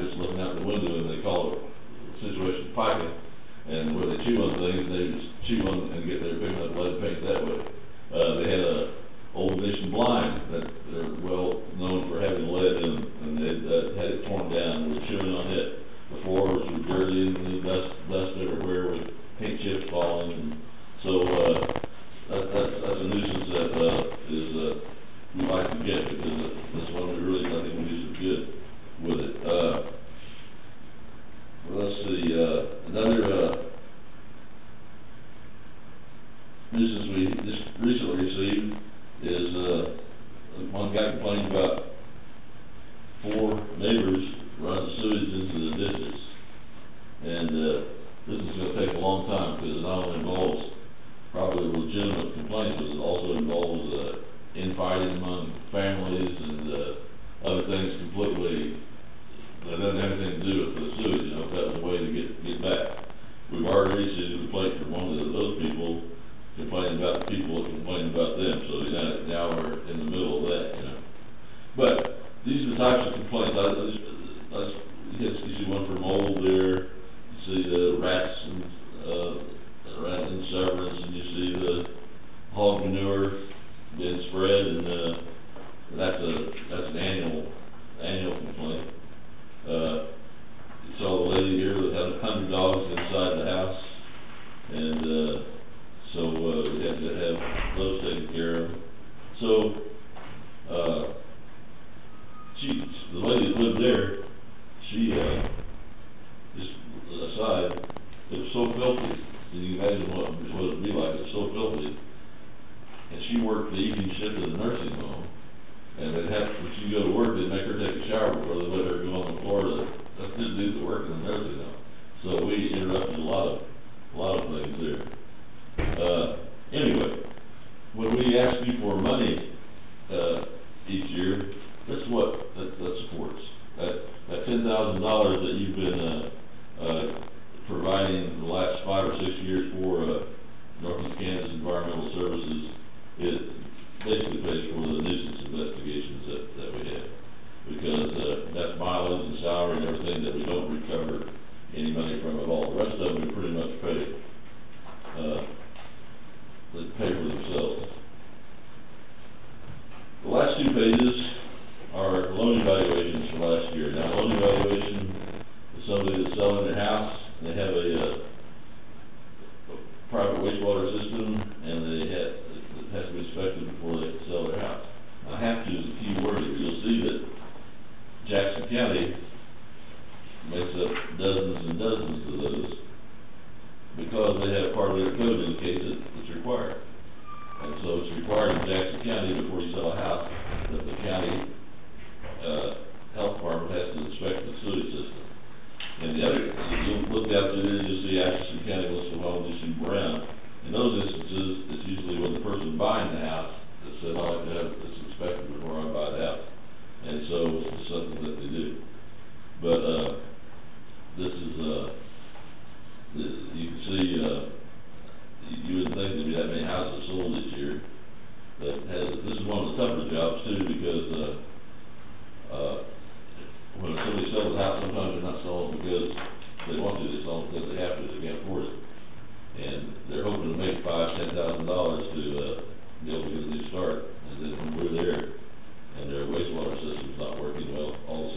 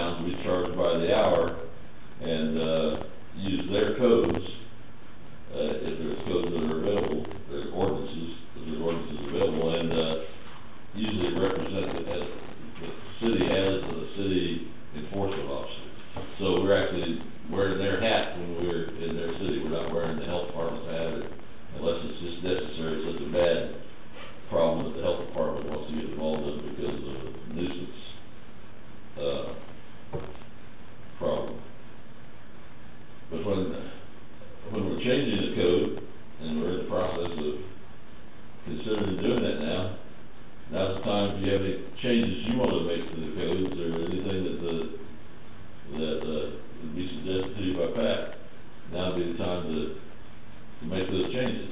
And of course, you're sitting here looking at me, and one of the things that we think is a good program, and it is this loan evaluation program. You know, it's required in the code of Jackson County. If you'd ask the people at the state, they would recommend it too. I know that in Atchison County, you had more than 4 or 5 houses sold last year that were on septic systems. Those are what we looked at. I can't tell you that somebody else didn't look at them, because they could hire anybody they want to look at them. They're home inspectors, so they could like that could have done it. I know some of the licensed installers, the guys that we licensed to install, they do that themselves. But, you know, I don't know. Now, if I would sit here and tell you that we had just because we weren't involved, but we had a whole lot of complaints about people who bought systems that didn't work, about houses with systems that didn't work, but that happens occasionally, but no more in Atchison or all the other counties, with the exception of Jackson County, operate the way that you're operating. So, but in order for us to do it, it'd have to be a part of the sanitation code for the county. And I take it then that, like you say, that's Jackson County that has that? Mm-hmm. And you have to have it done to sell your property? Mm-hmm. And it's paid for by the seller? It's paid for by it's paid however they work it out, usually paid for by the seller, and, yeah, I guess you're right, 99% of the time it's paid for by the seller. And, that'd have to be a real problem, because there were so many repos and things like that going on, that when they, here 4 or 5 years ago, they decided just to make sure that it was inspected, and such when they passed the code. But, our operations hasn't slowed down too much. Like I said, what we're really doing is operating our office now with 3 part-time people. Our office manager, she's works 30 hours a week. I'm part-time, and we have John Heston part-time out of Jefferson County, and we're getting by. Did you take applicants yet for that position you was talking about the other day? No, I think they're gonna do this month, and see if they get somebody apply for my position. It's not my position. It's not that difficult. Not because of me. It's not that difficult to fill. It's difficult to find the person would have to become a registered environmental health specialist. So in order to do that, they've got to have, it's like anybody else, so many hours of science and all that. And and then to say that you want them part-time, and so what we hope for is finding a young person that's maybe just graduating, looking to get started. We hate to be an agency that moves people on, but we've kind of tended to be that way. That's why I'm still showing up here every year, because they've hired 2 or 3 people, and they do a good job, and they move to a bigger situation. So that's just something we may have to deal with. The state, as you know, when this all started, the state funded everything. When I moved up here transferred here from Wichita Central County Health Department in 1990, there was a program called the Local Environmental Protection Program. The state went to each county that didn't have a program, and there was only 30 in the county that did, or the state that did. And they said, we'll give you the money to hire somebody if you'll pass the code. And here's the code we'd like to have you pass, example of the code. And so they did, and the counties in northeast Kansas, they each got a little bit of money, not enough to hire anybody, so they could form a coalition, put their money together, and hire the person. And so that went on for a few years. Then one year you got, well, we're going to cut it a little bit this year. 5 years ago, when we first started coming to you, that's when they said we're out of it. And so at one point, 103 counties in the state had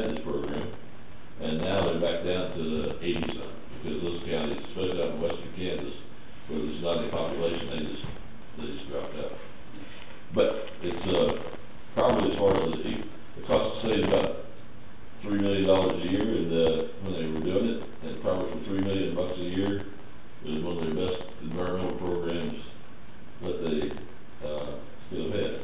The other thing your code doesn't have, and it was done on purpose by the commission that adopted it at that time. When they adopted the code, I know they referred to it as a bare ordinance or code they could have. They didn't include anything on water, in the code. So you don't have a water section in your code. Your code just deals with wastewater. And so, we do very little water sampling or anything like that around here. Could be that, people are using other sources. The gentleman sitting behind me offers a big water sample program, you know, and I think you probably get quite a few. I don't know whether people. I wouldn't say we get a lot for, there's a lot of. But anyway, it could be that the water districts are so inclusive now that more people are on rural water and don't drink out of wells. Could be that the equipment to take care of water from wells is such good equipment, the reverse osmosis and things that remove bacteria are so good that people are doing that to their water. So, but we still get a lot of requests for water samples, even though, if you go to the state, the county, health department has responsibility for public or semi-public and private water wells. Any well 10 or less people on it would be our responsibility. But that's another thing that, certainly could be added to your code if you wanted to, update it. You're doing it at a good time. If you notice in the code, in the administrative section of your code, it does have a sunset law, or sunset section that says that you're gonna review your code every, I forget what it says now. 3, I think. 3 years, yeah. And, that probably hasn't been done for a while, and so now's a good time to. I don't think I've ever seen it done in my time here. Yeah. Have we done that, Pat? Yeah, we reviewed it, well, you've been on 5 years, haven't you? I'm just starting like this, so a little over 4 years. Yeah, so. I just don't recall ever reviewing that code. Well, we reviewed it, and so that's been before you came on. Yeah. So we'll have to get on that. Yeah, it's probably some good suggestions. Well, and I guess we have reviewed it because remember we had to send the suggestions to the state on making modifications. And that's been in the past 6 months. Oh, okay. That we did that. Mostly we were changing the name to NKES. I didn't realize we reviewed the code, so I didn't. But we talked about it. Okay. I don't. While I'm sitting here, I want to give the guy here a compliment. And I told myself the other day as I was driving 59 highway coming into town, looking left and right. It was like a bad dream. I even hate to drive down the road. Well, that was nice. That was good. We got one spot left, or maybe 2. Yeah. But that road looks pretty good right now, you know, for what it is and where it is and everything what's been there in the past. Yeah. With the exception of about 2 places. So, and my bosses used to get on me because they said I spent too much time over there, you know. And I haven't been over there in years, I don't think. And so I fixed it, and I know that John hasn't been working on it, so I just leave one guy. So I'll tip my hat to him because that's a difficult job. So that you can buy me a beer after the. Yeah. But anyway. Yeah, I was gonna ask, because we hadn't talked about that in a while. I know there were still quite a few other addresses that we'd had listed off, but yeah, the Highway 59 corridor coming into town is always. Well, and as usual, I'll end this by indicating that we appreciate your past support, and my bosses would like to have me request that you continue to fund us in the same amount, in the same manner. It would be appreciated. Okay. Shouldn't be a problem. All right. Yeah. See you again. Thank you. Yeah, we should probably review that, those codes, and then, not sure where we left out with the last nuisance properties. We probably should. Okay. Yeah. I didn't know about that. again. Hey. Break. It's amazing what you guys get into. For here about this time. Office of Local Government in Manhattan, Eric prepared this booklet for every county in the state. And it is a comparison of what counties' budgets have been previous years. And I think benchmark is like 2005 up to 2013. And in their methodology, they will use what they will call real dollars, real 2013 dollars in that. He, as an economist, is John Leatherman. They put the inflation factor in or take the inflation factor out, however you want to look at that, and they try to show trends of what dollars have been of expenditures as receipts. So there's various charts, tables in there, not something you need to read tonight by any means for me. It's just strictly the Office of Local Government wants to make that available to all the counties, and it could have been mailed, but they sent it to me, and I make sure we get it in the commissioner's hands. And if there ever any, as you look at that, if there's any questions, this John Leatherman would be available either on phone or even to come out and sit and answer questions as far as what the trends of the county have been. There's also a comparison of Atchison County to other counties and what their expenses have been over the course of so many years. If our trend is in line with other counties have been, or if we're higher or lower. So I think as you look at this, you will have a better grasp on what he is telling you versus me, a layperson that is not as familiar with your budgets. It's a simple little booklet that they put together, and we wanted to give you a hand. Okay. Yeah, I saw last year's Mike Okay. gave it to me, so Okay. I did link to it, so I'm familiar. I just have no idea how many papers and booklets you're asked to look at every year, but this is the one that Office of Local Government makes available, and hopefully it is good information or usable information as you look at what Atchison County has been doing and as you're looking at the future as far as what Atchison County is doing. So that was kind of it. Okay, cool. Thank you. Well, thank you. So schedule-wise, how much longer are you in this environment? As long as possible. Roughly. Somebody's going to be knocking on the door, get out of the room? Maybe. Where are you going to get relocated to? Oh, That's fine. yeah, We'll be in the HR room on Okay, right. yeah, first floor. Okay. That's nice. eventually, but we'll find out. When. We may temporarily we may be in the small courtroom, maybe, hopefully, worst case scenario for a week or two. Which, like in a week or two, if we're not progressing pretty good on there, we may need to talk to them about the possibility of scheduling us in a small courtroom, so they're not planning things in that on Tuesdays. Well, they don't use it very much, so. Point of contention. Okay, you guys take care. Thank you. Get to this young lady, and then maybe you can get out here by 4 o'clock. Did you ever get a hold of Jen? She came in. Thank you. Okay. We have discussed.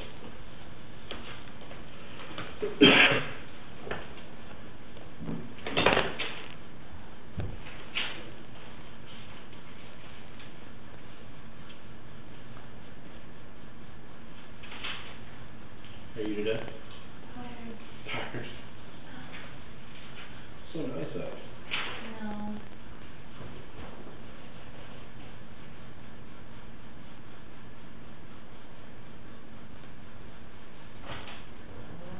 How's everything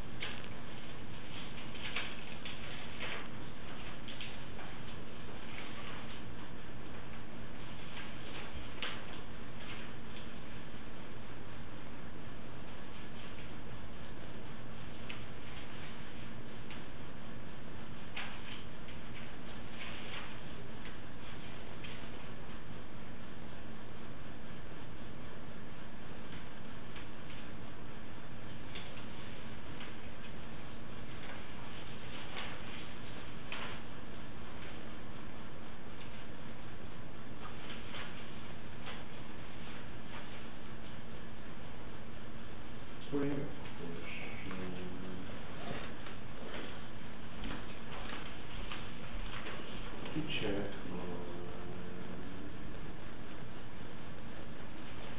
this one, it should have been around 20,000, no, it's 13,500.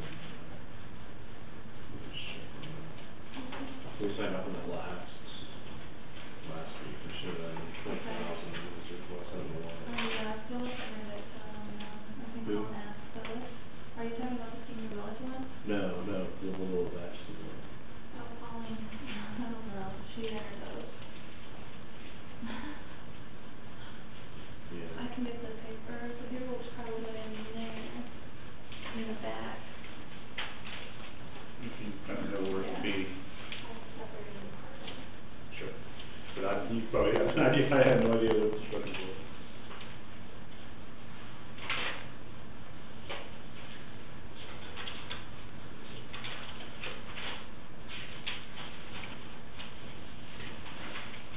Was the one well, if I was, yeah, these are those she entered. Right there. Take one. Sure. And she's gone a week, I think. Please come back Friday. Friday? Yeah. What are these two? Will it split out or something? I have no idea. Take it out of other different fund So, numbers? yeah, those are fun numbers. Okay, so that's just one, so total. Okay, so the, looking in is one amount, so the other's gonna, must be somewhere else. The other 01 is general, so that should be on the first couple pages. Who's on Mary? Oh, you. Mary was everywhere, okay. I have a few minutes and I'm trying to get caught up on stuff. What's the word caught up? What is that word? Well, I didn't think that existed. Fill in the blanks on stuff.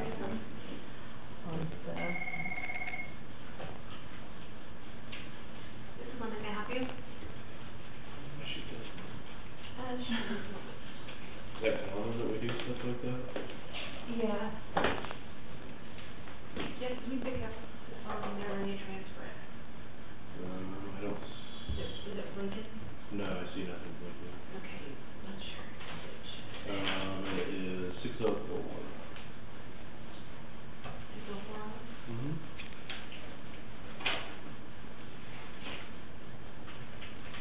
The only department that really does that though is, human corrections, separates them like that. That's the only other department that does. Yeah.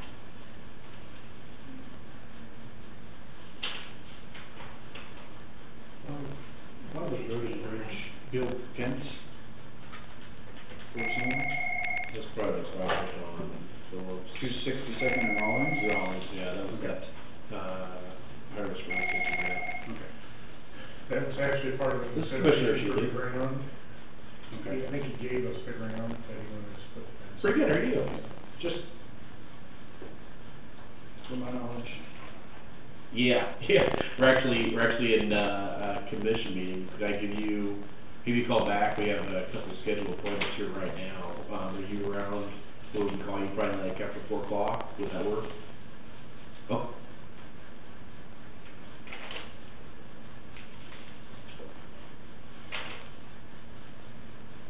Okay.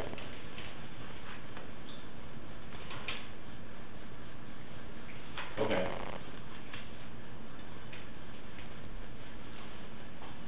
Okay, I sure appreciate it. Thank you, Adam. Bye. With Adam, he brings brothers. Try to call him before.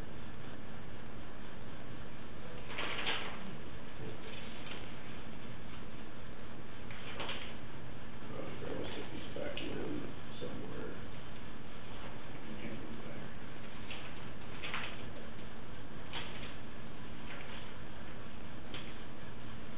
Did you get your question answered on the fence? Mm-hmm.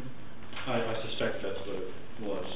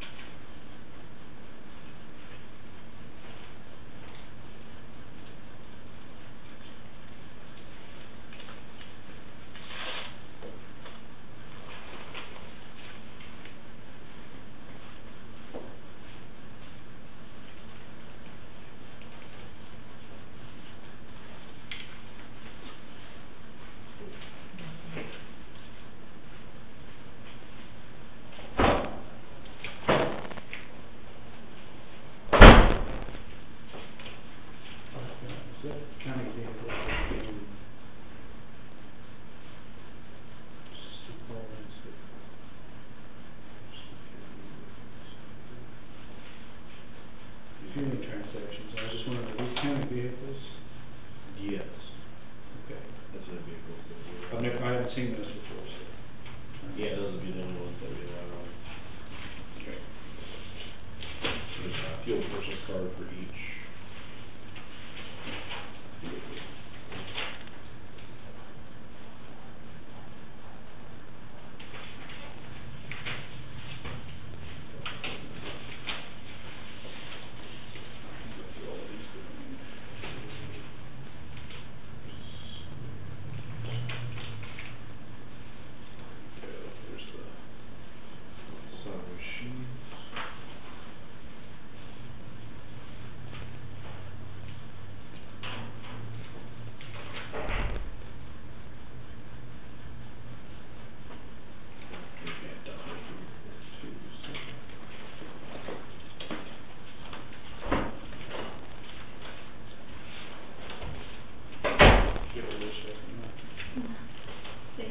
Thank you.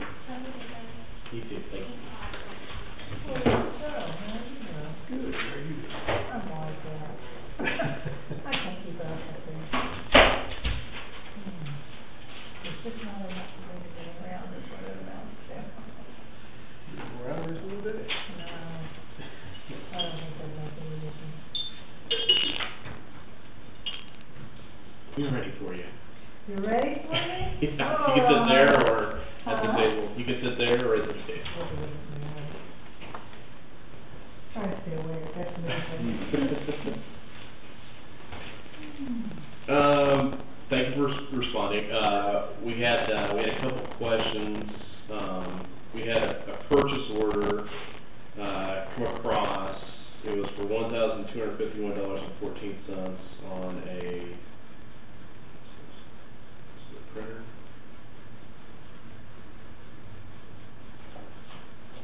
Printer and copier. Printer, wasn't it? A printer purchase from Rico. A fax machine. Fax Is there a fax machine purchase? Yeah, there was. Okay. That should be 11, if that was paid, well, in my budget, it shows April 9th. I mean, I assume that's when she sent the check, I don't know.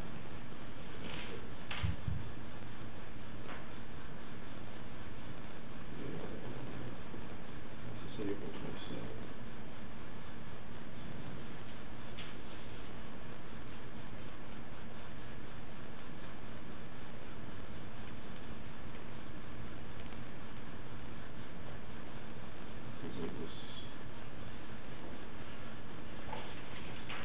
Is that when you sent it? Supposed to go there.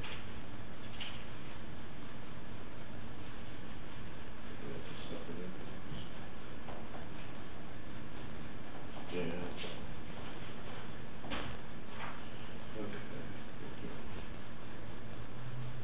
Okay, so.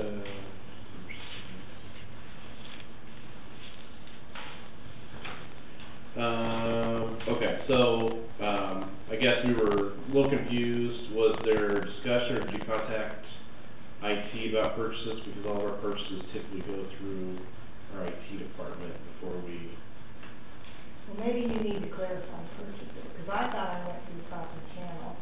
I read in the newspaper there was a limit of 2,500, but then need commissioner approval, and I clarified that with Pauline Lee, to make sure I was right on that.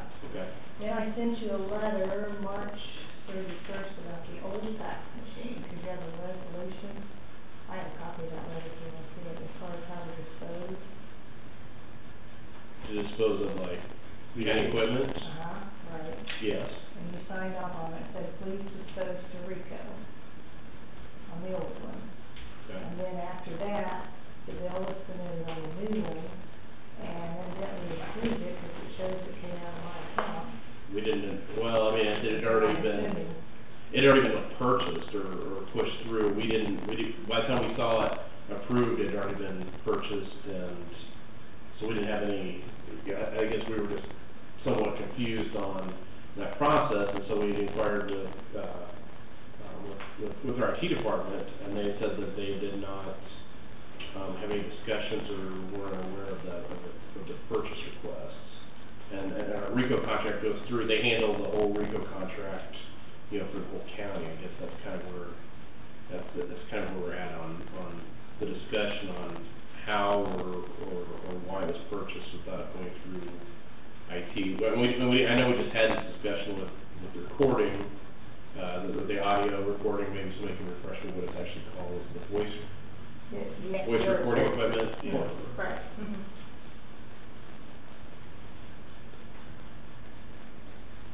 Well, I guess you need to define then for me, what type of equipment you want IT to look at.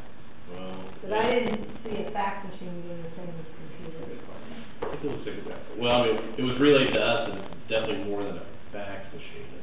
No, it's not. It's not like a multi-copier type, printer type. It's the same type of machine that we had with the old fax machine. Okay. They're the same. And we needed to copy and print fax, because there are times the copy machine is down, and we had used it as a fax machine. I mean, a copy machine, besides fax. You have to have a fax machine available 24/7, because we do have documents. Okay. So So you have to be able to that. And so our current machine does not fax? That's what you're saying? What? Our current machine that you have up there does not fax? Which machine? The one you're talking about, the copier or printer? Or you're backing up. The one that you dispose of, I think. No, there's a current one, there's one, Oh, the a much larger one, yeah. Yeah, it faxes. Okay. What? Your copier. We do not have it set up for that. Nor do we want it set up. Okay, but it can, I think that's what he was asking. Right. Okay, so that would be discrepancy there. We don't want it set up that way.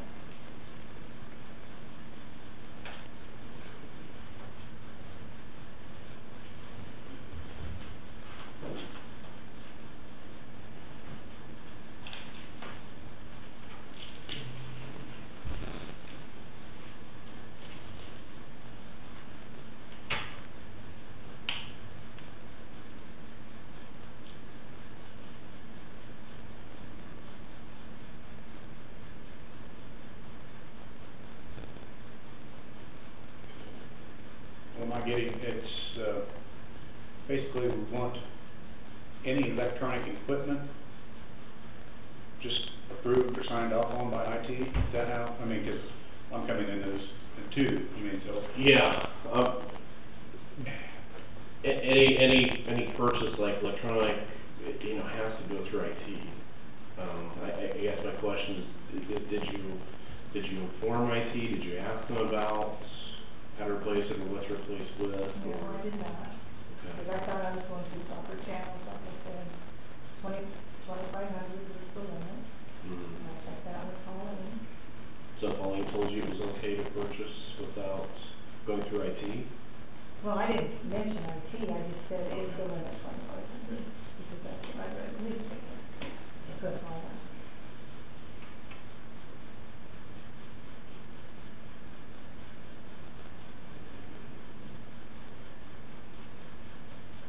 So you didn't talk, did you consult judges, or obviously did you consult with IT or commission? Who gave you authorization? I went and talked to the judges. Okay. Told them the problem. You see, this fax machine's over 10 years old. And, the drum was going out of it, we paid to have it serviced in December. We paid $155, and in less than 3 months, it had problems again. Knowing the drum was bad, and nobody put any more money into it. Okay. That's why we went ahead, because the price I paid, I can have it there, is $1,211, which comes down to $120 a year. So we're looking at. And we have to have a fax machine 24/7, so that, attorneys can fax documents, that's under file.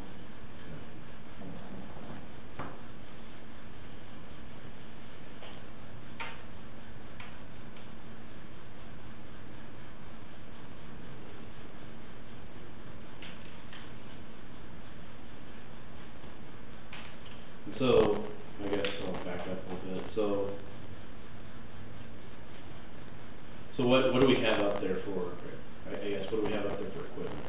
So we have a big standard, like most offices, we have a big standard all-in-one type machine that copies, faxes, prints. You said that one cannot fax, or you do not fax?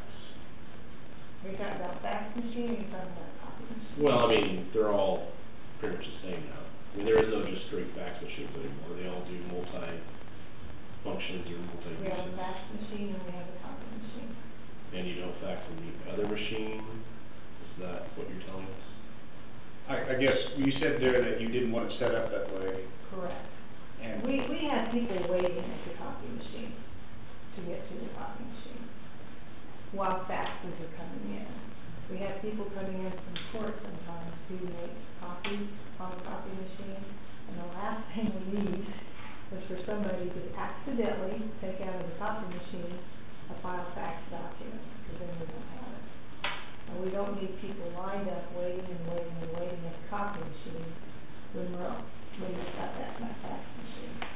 We need those down, is what it boils down to operate efficiently in our office. Well, and we would do this with any department, but I mean, you know, you still have to go through IT to purchase this stuff. I guess that's probably. And I didn't realize the fax machine had to go through IT. I knew copy machine, I knew printers, I knew computers. So, and the other situation with FTR, there was some confusion there. What's that, FTR? The recording machine. Oh, okay. Yeah. So the judges said they had spoken with you, but they didn't relay it to me, and that's why I proceeded.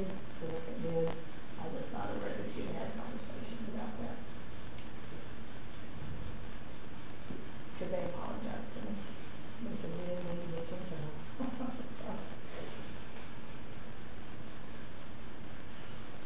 This being a RICO machine, does it go on our RICO contract? Do they supply the toner? Is it part of our service contract? Do you know? They do not supply toner. And is that something that they could, or?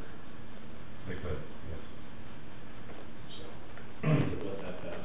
Well, I'm just asking if it's part of our service contract with RICO. Okay. Because we have all the other machines that are covered. And service contract too, not just toner, but also if it breaks, does RICO come fix it? Well, I question we need a service contract. If I got 10 years out of the minimum, I question we need to spend the money. I don't know whether it costs any additional money. It wouldn't be additional money. So I don't know those things, but those are things that would certainly somebody ought to look at. If it, and I don't disagree with you. I don't buy service contracts on electronics typically, but I sure would on a copier than I do on my Well, copier. this is a copier, fax machine. I understand. I have one on my copier, but I don't ordinarily buy it on, I don't buy it on computers or things like that, so. But it's sure something that's worth looking into. So that's really the reason I think the commission was concerned about it, was to make sure that all those things were addressed and thought of, so. yeah, I don't think it's necessarily that it's like a question of the purpose, just face value, but I think it goes through the channel.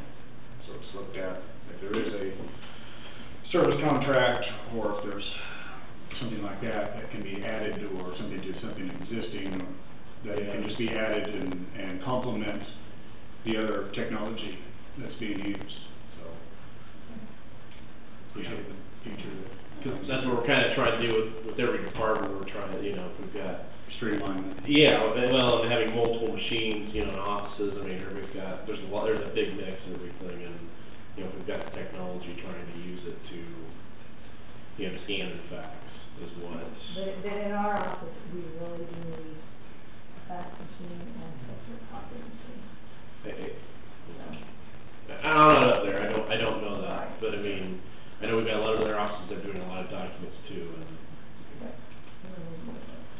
Okay, but please, any purchases, electronics, printers, computers, it all has to go through IT, and that's every department, it's not just your department, it's everybody.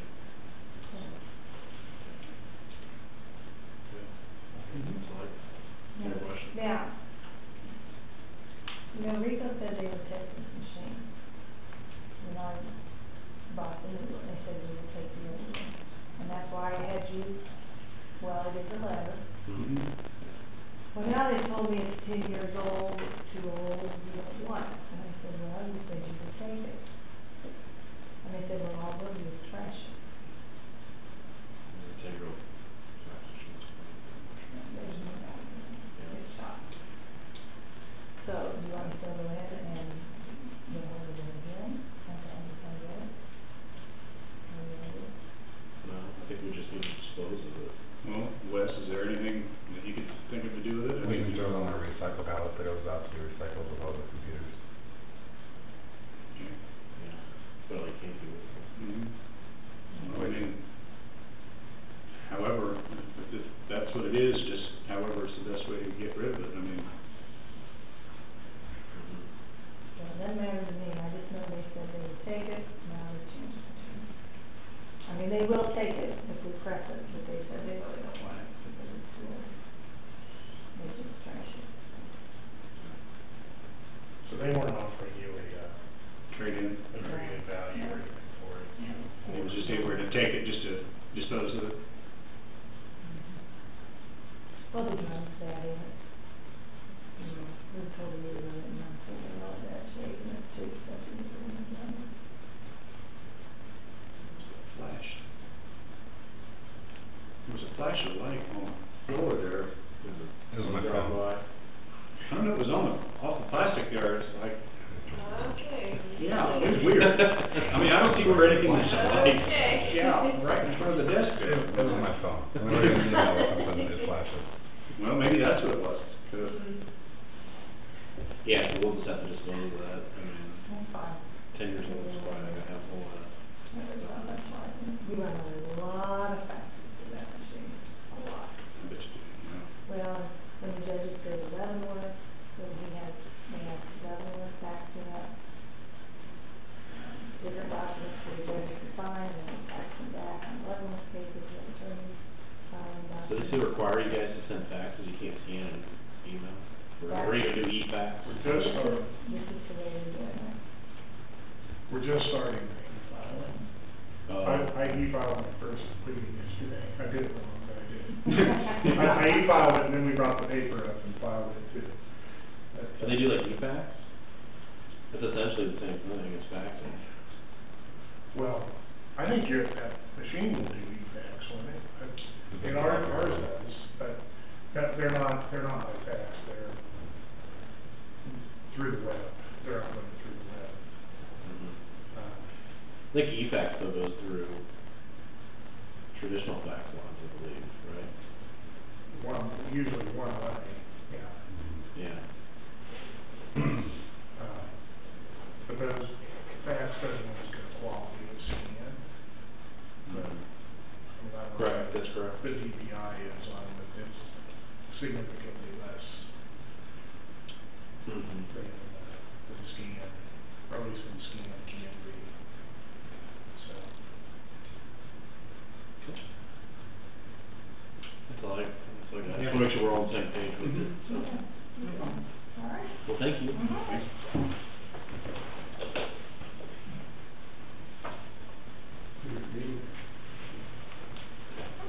Yeah. Glad you could be on. What's that? Glad you could come up. Yeah. I thought I'd been here recently, but I guess I wasn't, but It's been several weeks and. Yeah. Yeah, I guess I go down the basement, I don't see walls up yet, and I'm going. So, I thought. well, there's lumber there, but there's no, Yeah. we just got the permit last week, Okay. Okay. so. So we didn't, I didn't know where we stood with permits, or that's what we were waiting on, or. Yeah, the state's been approved for 2 weeks now, I think, and then we had to wait on the permit after that. And the city just approved it last week, and I just got the pages, so we're ready to go. I got the lumber, ordered the door for it, because it's gonna take a month to get in. I ordered it a couple of weeks ago before it was even approved, so we could get it before we leave. So, but I think we're okay on it so far. Okay. Anything our timeline is as far as shuffling? It's gonna depend on the hours, that I have to work on. There's been a lot of stuff in this building.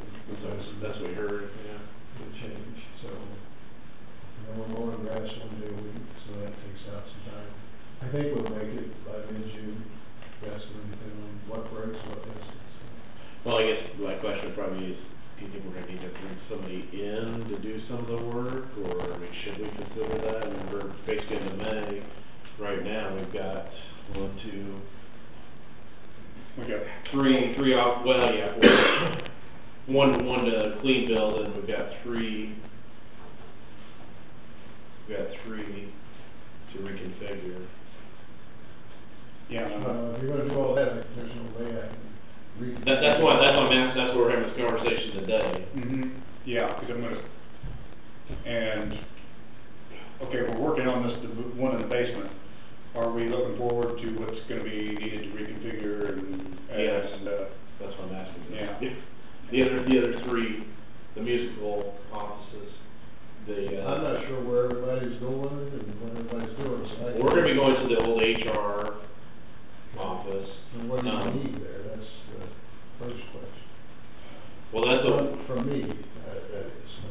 have you had a chance to go down there and like look at it? I mean, I don't know where we're going or what we need, so to look at it wouldn't do me any good, because I don't know what desk we're gonna need, what. See, I think we were discussing a lot of this with Roger. yeah. That, and Joe took over about the time we were just discussing the basement office, so we really haven't discussed the other offices with him. Yeah. I think you've seen layouts, though. Have you seen layouts from Roger? No, I'm not. Okay. I've got the office that I'm building, I've got from, River Bluff, I've got their blueprint, so I know what to do there. I don't know what to do inside.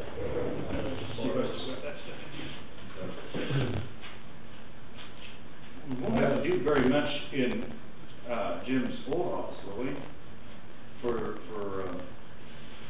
Well, you got the carpet.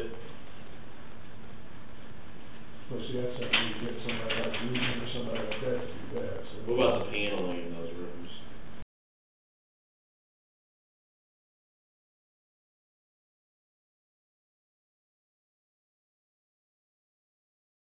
I don't know what you want to do with them. What's it gonna take to have the paneling on? Take it off? Yeah. I think if you took those panels off, you're looking at refinishing the entire room or something. Mm-hmm.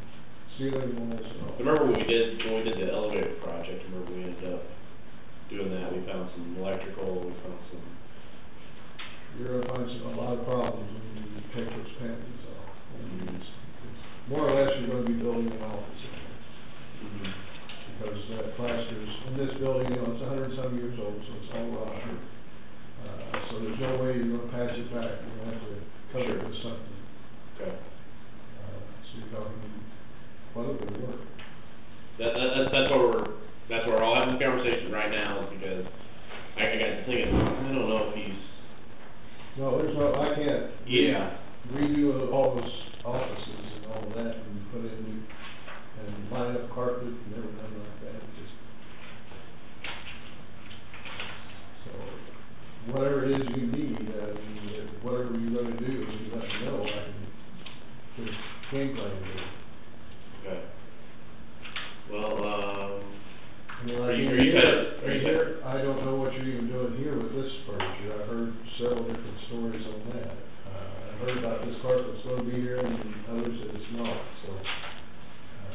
But I think it's up to somebody else about what happens to this. Well, I don't think we really do any of the design or planning on this. This comes completely with as far as the carpet, lighting, everything comes from the sheriff's department. Will do the layout design. Recommendations. Yeah. Well, I think they're totally in the dark, and maybe I'm wrong, maybe because people talk and I don't get into some of those conversations, but this desk, and. Oh, this? And this here, where did all these go? We probably do need to repurpose this stuff. I know with the current layout of the HR room, this is way too big. I know when Roger had drafted up some plans, he'd had a couple different configurations, like basically like a, almost like a U-type shape desk for commission. And then in the HR office would go to the current motor vehicle room. They're going to be going to Jim Lampy's office. And in the current motor vehicle office, there's going to be at least reconstructing a wall. I know that, if you remember that. In the driver's license for HR? Yeah, I call it motor vehicle, sorry.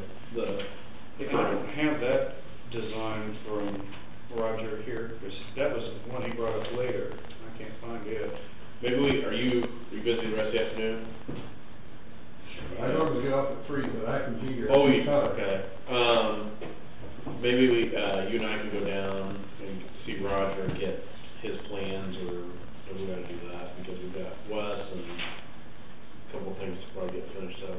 Yeah, let me see, I think these, I've got some, like this one here is outdated because he had a later one with the wall. Yeah, So that's outdated.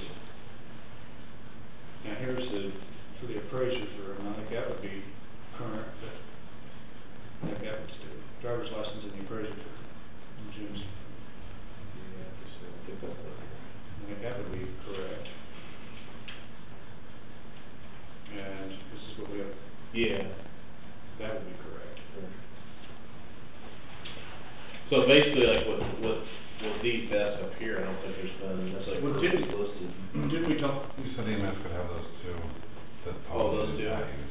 Yeah, that is in the offices. Okay. Possibly. That's fine. What about this, like going up in the small courtroom's not exactly great, so. Not even one of these will fit on that podium that they have. Yeah, there's not much room, because there's two doors. Yeah. We measured it, if one of these would fit on the podium that they have, the riser, but these are too big for the. They're too big for it. Okay, that's too bad, they're nice desks. The way he has this configured for our office up there, it just looks like a table with 3 chairs instead of having any. I think he had one up, he had one updated more than. Well, I know Bill had talked about even having, if the desk could have more of a wing, because it's hard for me to see Bill when we're sitting here in line, or even if the 2 outside ones would be pushed forward, you know, pushed for space and can't. Yeah, kinda like what, when I say you, I mean kind of not a full U, you know, but I mean kinda like that. Boomerang shape. Yeah, basically. Yeah, but if the 2 outside ones push forward even 6 inches, that way we could get a view of one another, because it's hard to see around you. Yeah. Well, yeah, you're right, I mean, it's hard to see. Yeah, however that would go, but yeah, I think we need to be looking at least what's coming up, and maybe next week have to be talking about getting somebody else into work. Thing is, we can't do any work on those rooms until they're vacant. You know, we almost have just a stair step, one has to move before you can get into the Jim's room to work on that, but if there's materials or anything that need to be ordered or procured, or, you know, it's hard to wait until. This U-shape you're talking about, are we custom building a desk, or? Well, there's just a table in his drawings here, but that's what I said, if we had individual desks, if we could push the outside ones forward from his desk, you know, we'd have 3 desks, and here's what. I think Roger indicated that you can order some pre-made furniture. See, they just got a commissioned table here on this drawing, but if we go with desks, I just said we want to push the outside ones forward. But then we'll have to have a table for the counselor's table and chairs there. Those chairs for here, we could use, all of these will go down there. So we won't need chairs, we'll need some kind of, even if we just like these 2 desks here in to make this table? I don't think there's enough space, that's what Roger had measured all this stuff up, I think it's. They're face to face, I mean, not side by side. Can you take these top rails and stuff off of here, to where? I don't know about that. Or are you just talking about pushing the desk, so they each have a desk? There'll be a desk here, there'll be 2 desks. Face to face. Crack right there, just push them together. or just use those desks as is. Right. I think these are straight on the tops. Yeah, I think it's all pretty solid. Well, but with even leaving that on, if you have the same desk, but your desk and that desk would be sandwiched face to face in front of the commission table. See, they're gonna have you sitting out here, probably you and Pauline or vice versa. I don't know if he considered that, but now, he's also got an extra chair at those positions. Is that for presenters? Yeah, you got me. But that would be the presenters come up and set, that would be a little bit awkward too, it almost needs to be here. Yeah, I'm not sure, that's why we probably need to. We need to be getting on. We'll have to talk to Roger and see what he comes up with, but, Okay. Is Roger in today? I think he's usually in, yeah. not sure if I saw him today or not, it was either today or yesterday. Yeah, he should be in. So, why don't you go down there and touch base with him and see what he had drawn up, newer, and definitely with the more updated plans. So, what's the time of all this happening?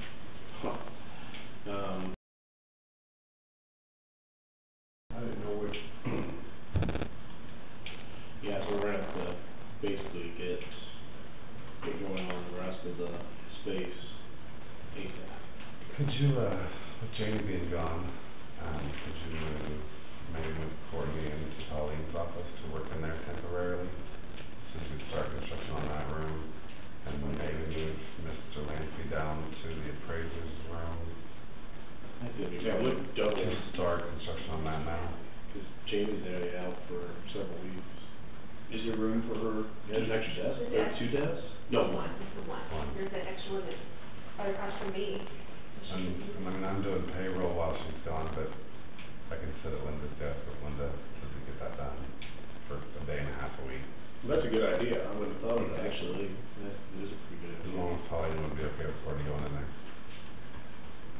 Also, with all this, you're gonna have Cat 5 running all this, you're gonna have to have power probably, I guess, I don't know what you have up there. For what? In here? You can power at your desks for There's nothing. printers or. You're talking about downstairs, when we move downstairs, right? Right. Yeah, but there's no power on this. There's Cat 5 already running up through there, isn't there? They'll run on in Cat 5 for you. Or 6. What are you running, Cat 6 now? One or the other. Yeah. Cat 6 a little better. A little bit. More Fingers fingers. are wired. More fingers. No, 10 pairs. I thought I had more fingers. 10 pairs. Okay. Well, up here, this is plugging in for him, and I don't know, Pauline has a plug over there. She does. There's a plug in behind there, I know, but I don't know if you guys use it or not. There's one on the floor there. There's wires running through the floor for phones and everything. I mean, this is a thought, but I'm guessing, I'm just assuming what Roger's talking about, like pre-ordering some of that stuff. I mean, generally, you have plugins built into like your desk. So like, Right, but if I were going to, you have to run power to it. It can't be just plugged in, you're gonna have to run a yeah, conduit or something. They're coming up through the floor. Right, and there's more stuff is what I'm saying. I have enough power running right now for the office and one extra. But if you go to put it in here and then these other offices, then you're talking about more there also. I don't think, we wouldn't take any more power. It would not be a plug-in moved or, I don't think it'd generate much usage out of this room. well, I think if there's a power outlet off the wall by the vault, you know, and if you run this desk and you run a U, you're basically into it. I mean, But we're in the center of the room, I think is what you're saying. It would have to Right, be so you're probably gonna have to drill down through the floor and put in some sort of. to come up in the Yeah. center. Yeah. that's possible, yeah. And if you're down there, you might as well run onto the electrical room, which is just right across the hall. Okay. So, but those are things that I would need to know to start planning for. I see what you're saying. Okay. And I think we talked about with this Roger and assumed that it was passed on, so. Yeah. That's, Well, that's why we wanted you up here. Okay, you can take these drawings with you if you want to. do you know what kind of furniture we're talking about? And you said something about tearing the cannon out, does he know about that? or- We discussed it all with, I mean, I don't know what he's gonna do necessarily with the paneling. I mean, he basically did the layout of the room, so I mean, that's gonna be probably more of your area expertise and. Well, it's whatever people want, that's what I would do. Actually, actually, there is a power cord that's going under this plastic thing here and plugs into the wall and comes up, probably comes up to this television set that's not being used. But that's the only power that's to this table. Okay. If you use it at a desk, you'll have power for it, adding machines, computers, or whatever. So say, it could be ran under this deal like this with an extension cord as far as I'm concerned. It don't need to be. Yeah, I think you could, I don't think it's so complicated, I think you run an outlet or something like that, maybe with the, nowadays you're seeing more like outlets with like a USB slot with it, so a simple outlet and USB slot. That's probably pretty much all you need. Right, but it's Yeah. just something you gotta plan for, that's why. Okay. And then if you're gonna do the walls, then you plan for those, and a lot of those walls have just Romex wiring, which is not acceptable. I mean, so if you're talking about rewiring that whole office, if you take the panel out, you're probably gonna need to see it. I mean, you might as well anyway, because it's old and. Yeah, it looks worse than the. Well, I just remember the project, I just remember when we did that elevator project, what we'd seen, and there were hazards. Right, And that that's. wall was dangerous and stuff that needs to be. Right, and that's what you're We gonna. probably made a lot of fire hazards, to be honest with you. I was gonna say, if we go tearing into that, what are we gonna run into? Yeah. Because that's what you will, because a lot of that wiring and stuff was done by somebody over the weekend 50 years ago. So. Well, you know, the other thing is that if there is a potential problem, and you think it might be there, and you don't do something about it, and we have something burn down, then we've got a bigger issue. We don't have a sprinkler system. That's why it's kind of, I know when Hunley Construction was doing that elevator, they said it's probably good you found some of these. I do remember them talking about them. They said a couple of tours when we were doing that whole thing. And I don't think it was really bad. When they did sheetrock on that, I don't think that was really bad. I think it was pretty cheap, to be honest with you. That's probably the cheapest portion of the whole thing, if I remember right. The trouble would be is if you sheetrock it, you probably have to put down a new base. If you put down a new base, you're talking wide. Also, any of that work would have to be approved through the state again. We've already got approval for the basement. The basement. You The don't basement only. If you do any of those offices of any scale, you're gonna have to have the state approval. I don't think that's a big deal. We've done this before with them, and this is. It's not, it'll be easy to do, it Yeah. just takes a couple of weeks to get that done. We better be, I mean, it's Give me one contact them because we're gonna need to get something going. If we're gonna be going. well, that's what he's saying there, that we're not. And I don't know what the city's gonna require as far as permits, depends on how much you're going to do. I thought Roger had all that stuff, all the layouts of all the rooms to the city for the permit process. I think that's basement only. As far as I know, it's just a room, I could be wrong, I think because so. he went ahead and did all that, but the state was just that room. Now, I don't know about the other, because Roger got the approval through the city. Yeah, and he I showed took a check them. down and Okay. paid him for that, but I don't know about the rest, whether it was approved or not. He showed them all, this we relayed to us, he showed them all the plans. Because it included, because if you remember specifically, there was some talk about being fire code with, where Michelle's current office is, and where motor vehicle go. There was a very specific conversation he had to have with the permitting process in the fire department, if we had to have like a separate door. I do remember that. If you made that into a hallway, if we don't make it into a hallway, then there's no code change. Correct, and that's why he went through that with them, because they were inquiring if we needed to do something, and that's the plans I know for Jim Lampy's old office into there. I'll run down and talk to Roger Okay. and maybe see if he'll come back up, if you got time. Okay. That way we can. Yeah, we're gonna get rid of it. I don't think we have a whole lot left out, unless Pat and Wes have anything. Well, if we get out of here, we'll come down way. Okay, I'll see if he'll come right back up. I have something for 30 seconds, but doesn't really consider the whole commission. Oh.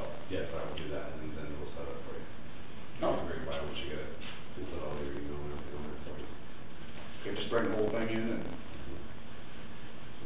Let's get that taken care of. Then monitors are any good? Here's one of those, or good, Acer's good. Most monitors you buy are actually Acer, somebody else will do one stuff. Okay.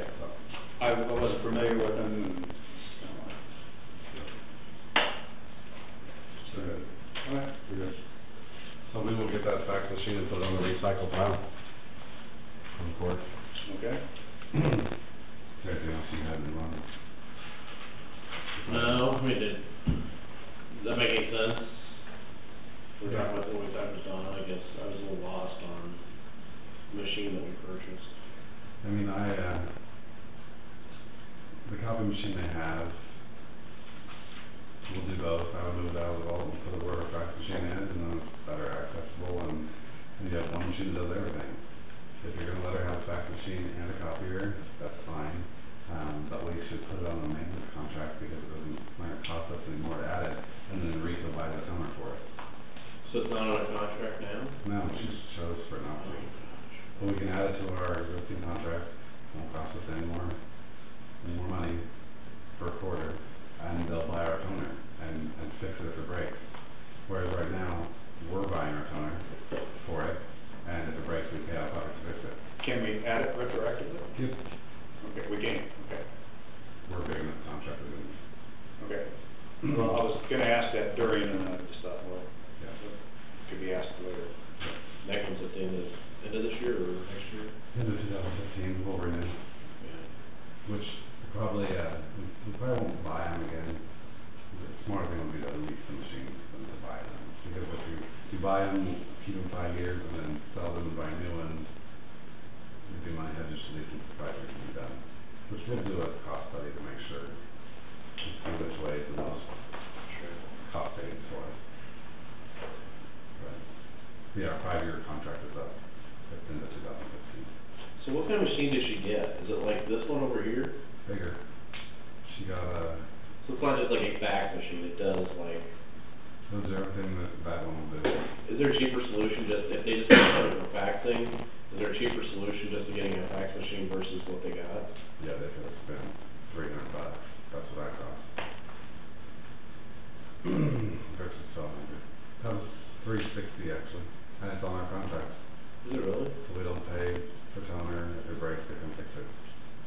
Well, they Oh, see, well, I wish I would have known that before. Maybe it's a good thing I didn't know that before, because that's 5 times. Will they exchange it? Well, we have, what was it, 15% recycling fee? Yeah, but what's that? 50% of what was the first price? Yeah. $200. $200, plus you buy another one, so you're up to $600. We're halfway there. Still saves. It's $600, but... Yeah.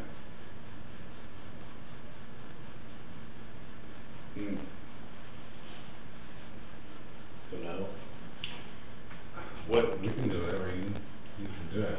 well, I was thinking, like, do we need to put a code or a standard in writing and send it to the departments? Yeah, Has, well, that way there is no, or has that been done? 2 years ago. It has been done. It has been done. Should that be dug out, resent? Yep. Yeah, everybody follows that except for this instance. It's almost like that needs to be dug, like first of the year, Every like year. a yearly policy and so they would see it. That way there's no, oh, I forgot, or I didn't know the reasoning. Yep. I mean, and that would be for other departments, because that can come up again, be the Right. same thing. I'm not singling that out specifically. I can find it for Rebecca Colleen and have her send it out again. I mean, if there's a cheaper solution, I mean, I guess I just don't understand why you need a $1,200 machine to fax. To me, that is very wasteful. Yeah. See, I didn't realize the price difference on that. Yeah, I didn't realize the price difference either. That makes it even worse. Yeah. Maybe 400, but still. Check with Rico, or if you've already verified with Rico, that's what. I know what that one is, and I know there's a restocking fee. There wouldn't have been if we would have, not opened it up and used it. But, We opened it up and used it. But even then, it still saves 600, roughly, or more. this one's, the model number for the register of deeds, so, that's the same.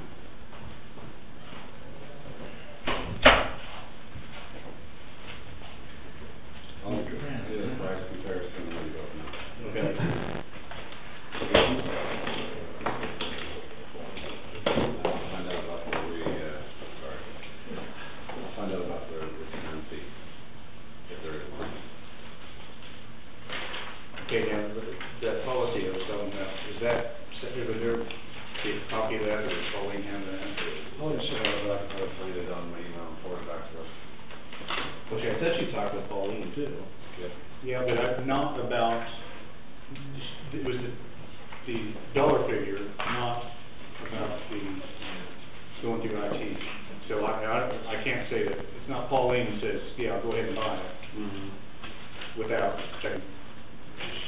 roof going straight through without like, the way I got it.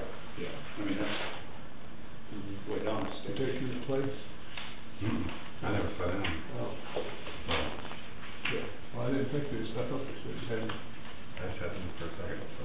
Oh, It's really kids fix for it. I didn't know where you. Yeah. I'll find out when it's open up. Okay. Okay. Thanks. Have a great day. You do too.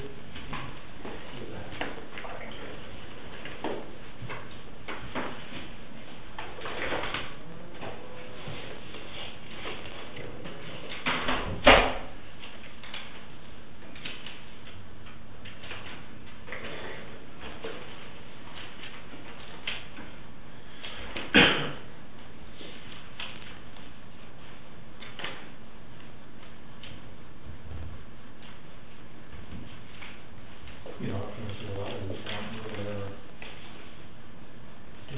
I did a drawing for this, but I don't have it here with me.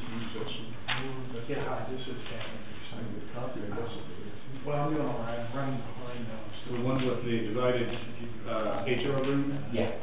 I had that one time and I had those and I don't know. I know I have that it. at a later date. I know I have it on my computer, Okay. downstairs, but I don't have it up here with me. I just grabbed the file. Mm-hmm. That's fine. Brought it up. Joe came down and said something to me. I think I ran you all some last scenarios that had a layout for, Michelle's area. Yes. And it had, I did not, it had a partition in the current driver's license office. Yes. For human resources. Yes. And now I don't know that I ever got feedback on those, but what I had done is I brought to you a plan of finalizing the space in the basement. Yes. Okay, yes. That one you all said yes on. Correct. I applied for a permit with the city. I had sent it to Historic Preservation, and they've already approved it, and the city has approved it, and I think you've already got a permit on this. Yes. To proceed with. I just haven't done anything with anything else yet because I didn't know for sure where we were on those. Okay, but that's, we didn't know whether there was, any permits that were gonna be needed in another rooms, or... Probably if you're putting in a partition, a permanent partition that is changing, accessibility, then those probably need to have a drawing submitted on them. Okay, that would be the one, that would be the current driver's license or The driver's license office. petition. Yeah. Yeah, because the other one, I know there's some discussion about fire code, the area that Michelle currently is into, where the motor vehicle, or the, I call it motor vehicle, the DMVs, where they would be going. What I did, I spoke with Michelle on that, and I suggested an easy way to do that is to use furniture and no doors and no permanent change of accessibility. And by doing that, by purchasing 3 or 4 shelves similar to the one on the wall over here, you could use those to divide the space and rearrange her areas relatively, how do I say this in a kind way, poorly organized, okay? And I'm not saying that that's her fault. It's, over time, what has happened, someone's come in, Jim's come in at one point in time, they added some shelves on the wall someplace because she needs more storage. Someone else has come in and done that again, and so where she's sitting, she's got stuff under the counter, she's got stuff next to the counter, she's got shelves built up over here and back behind and around on the side and in cubby holes, and it's just not well organized, and there's a lot of wasted space when you do that. Sure. And so we said a lot of that stuff could be removed, 3 or 4 permanent type of, or I guess we actually showing her 5 extra 6-foot high, 3-foot wide cabinets that you can put together, and then all of her stuff could go on those shelves and get rid of a lot of messy storage that's back there. Arrange her a little tighter in there, and it would also block she doesn't want everyone who comes in that office to be looking right at her when they come in. And the reason why, and that's simple, they will all talk to her, and she won't be getting her work done, and she knows that. And so she wants that direct line of sight, difficult to establish. Sure. Did we also talk about like a curtain or a sliding door or something that when she's leaving that she can slide behind her? I was thinking that was discussed. We did not. Joe and I talked about that for a moment, but I'm saying if you're putting that in something that you're going to close, then that starts to become an accessibility issue. I didn't know if it was like a temporary, like soft structure, if that was as big an issue as, because you wouldn't have anything opening in, you know, if it was a sliding, you wouldn't have anything opening into the hallway or, you know, as far as. Yeah, but you're putting somebody in a space, in a confined area, that they're going to have to get out of during a fire. Yeah, well, that's the reason, I didn't think that the soft, like a curtain or, you know, vinyl door. Is it going to be permanently fixed? Well, it's nothing 2-year-old couldn't push open. It's just something there. I'm not disagreeing, I'm just saying, right. I'm not trying to violate the rules. What I'm trying to do is work around them. And when it comes to the point, if it's permanently affixed, that means screws in the walls, then probably it's going to be, that's considered permanently affixed. Well, if we don't need it, then it's fine too. If we don't need it, then it's fine too. I don't really even think you need it. Okay. We're on the same space between Michelle's area and and like the hallway going to. Yeah, I thought I sent this out. I didn't even talk with her. I think I'm talking with her. Yeah. And so what I had was file cabinets here and bookshelves here and bookshelves here, so that when you come in, she's actually hidden back here far enough that by the time they get here, you know, they're looking at the front of her desk and not back here where she is. They could go right on through. When she comes out, she can go right on out. She's not worried about people stealing any of this stuff. It's not as though she needs it locked off, because most of those are records on personal property. Nobody, first off, they bore you to death before. Okay. She'll show them to you if you want to see them. It's not a matter that there's something private there. We were just looking at this because this does away with the need for any permanently mounted doors or curtains or any of those issues, and then we can be absolutely certain that we're in no violation. Okay, that's fine. Does that make sense? Yep. And that's why we just said, hey, this is just a little bit of furniture, and you know, you may be looking at somewhere between $150 and $250 a piece for those units. If you bought 4 or 5 of them, you're still only in that $1,000 range for all of the equipment you needed to redo this. And you don't have a lot of construction or anything else going on in there, because it's mostly moving stuff. Now, the one thing everyone did ask for, and you're going to know this, when you're talking about anything with, you know, Joe coming in to work on it or anything else, everybody's saying, well, do I get new carpet? Do I get, you know, new paint on the walls? Do I get those things? And I always say, hey, I don't know. So, yeah, that's why in this case we were looking at no new construction. Probably if it is a go that you want to put up the partition in human resources, it's one of those things where my guess is they could move into it the way it is.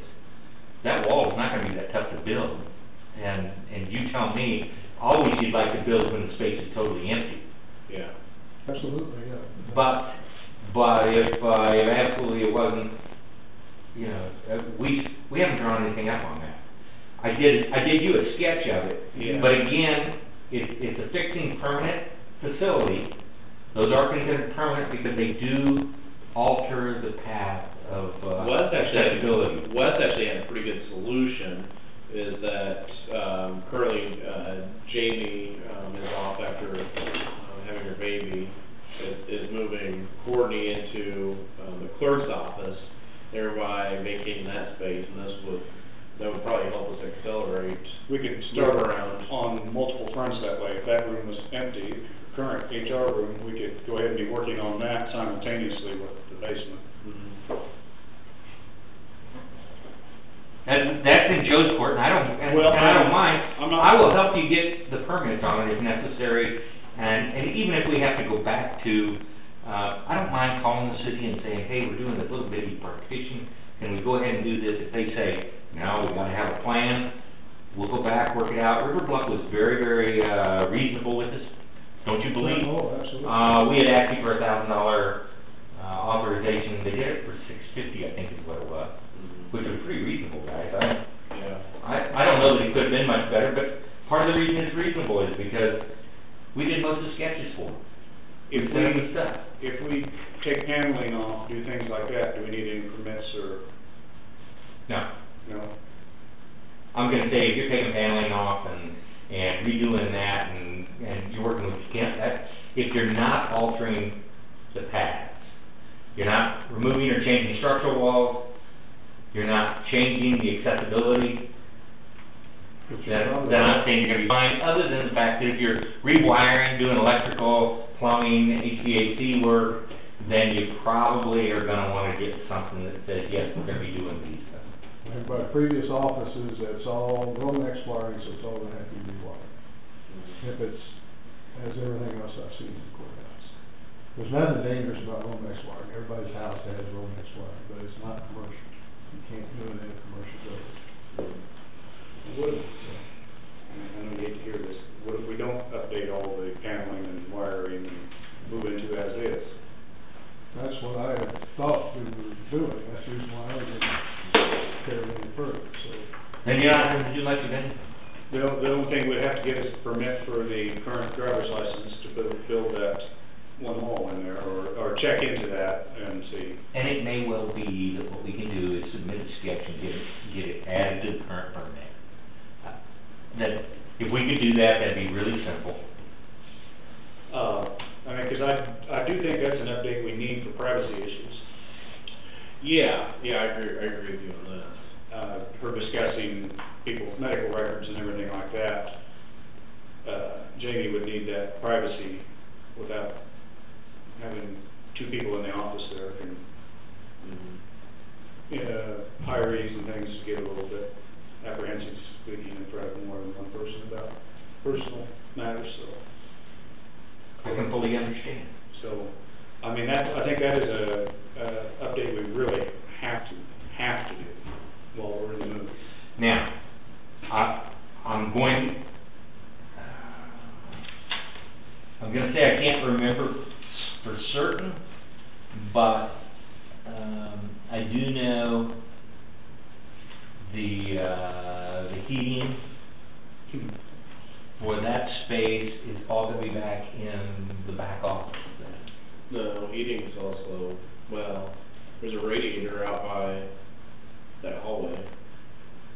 I don't know, I've never looked. I'd have to look. I know. I think we did check. I think there was one that's by that big table on the west wall. It's not original. Here's the hallway. I know there's one right back here. But there's no air conditioning. Correct. Yeah. And the one window is the one that's in the back, right? Yeah, that's where we had the discussion, adding that system for 20 some odd thousand or going and doing something, on a bigger scale.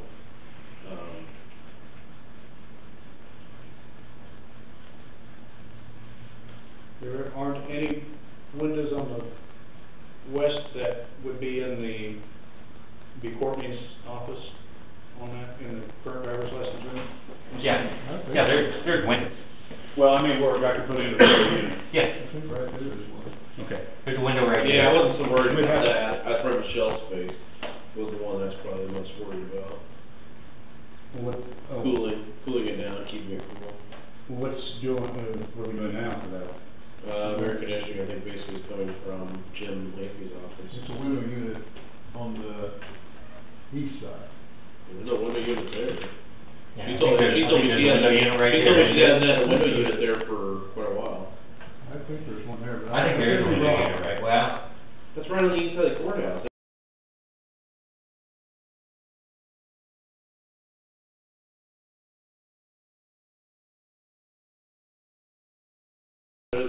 There's a window there.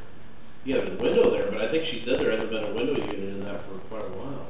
okay. She said that she Jim, There's Jim's a radiator was right here. able to keep it cool enough that Yeah, they no, didn't I have, couldn't- whatever. A radiator here and some on the back wall and Jim in here. Is what she told us. And in that this is a- space, She has a pedestal fan. there is a Could be, radiator right here Spaces that way, so. in this area. I think it was air conditioning. I'm not sure there's one out here. Yeah, I'm not either. I was, I'm not. Yeah. So you need to probably, we need to get on. Talk about that permit, we probably need to get See if that's, some people to come in and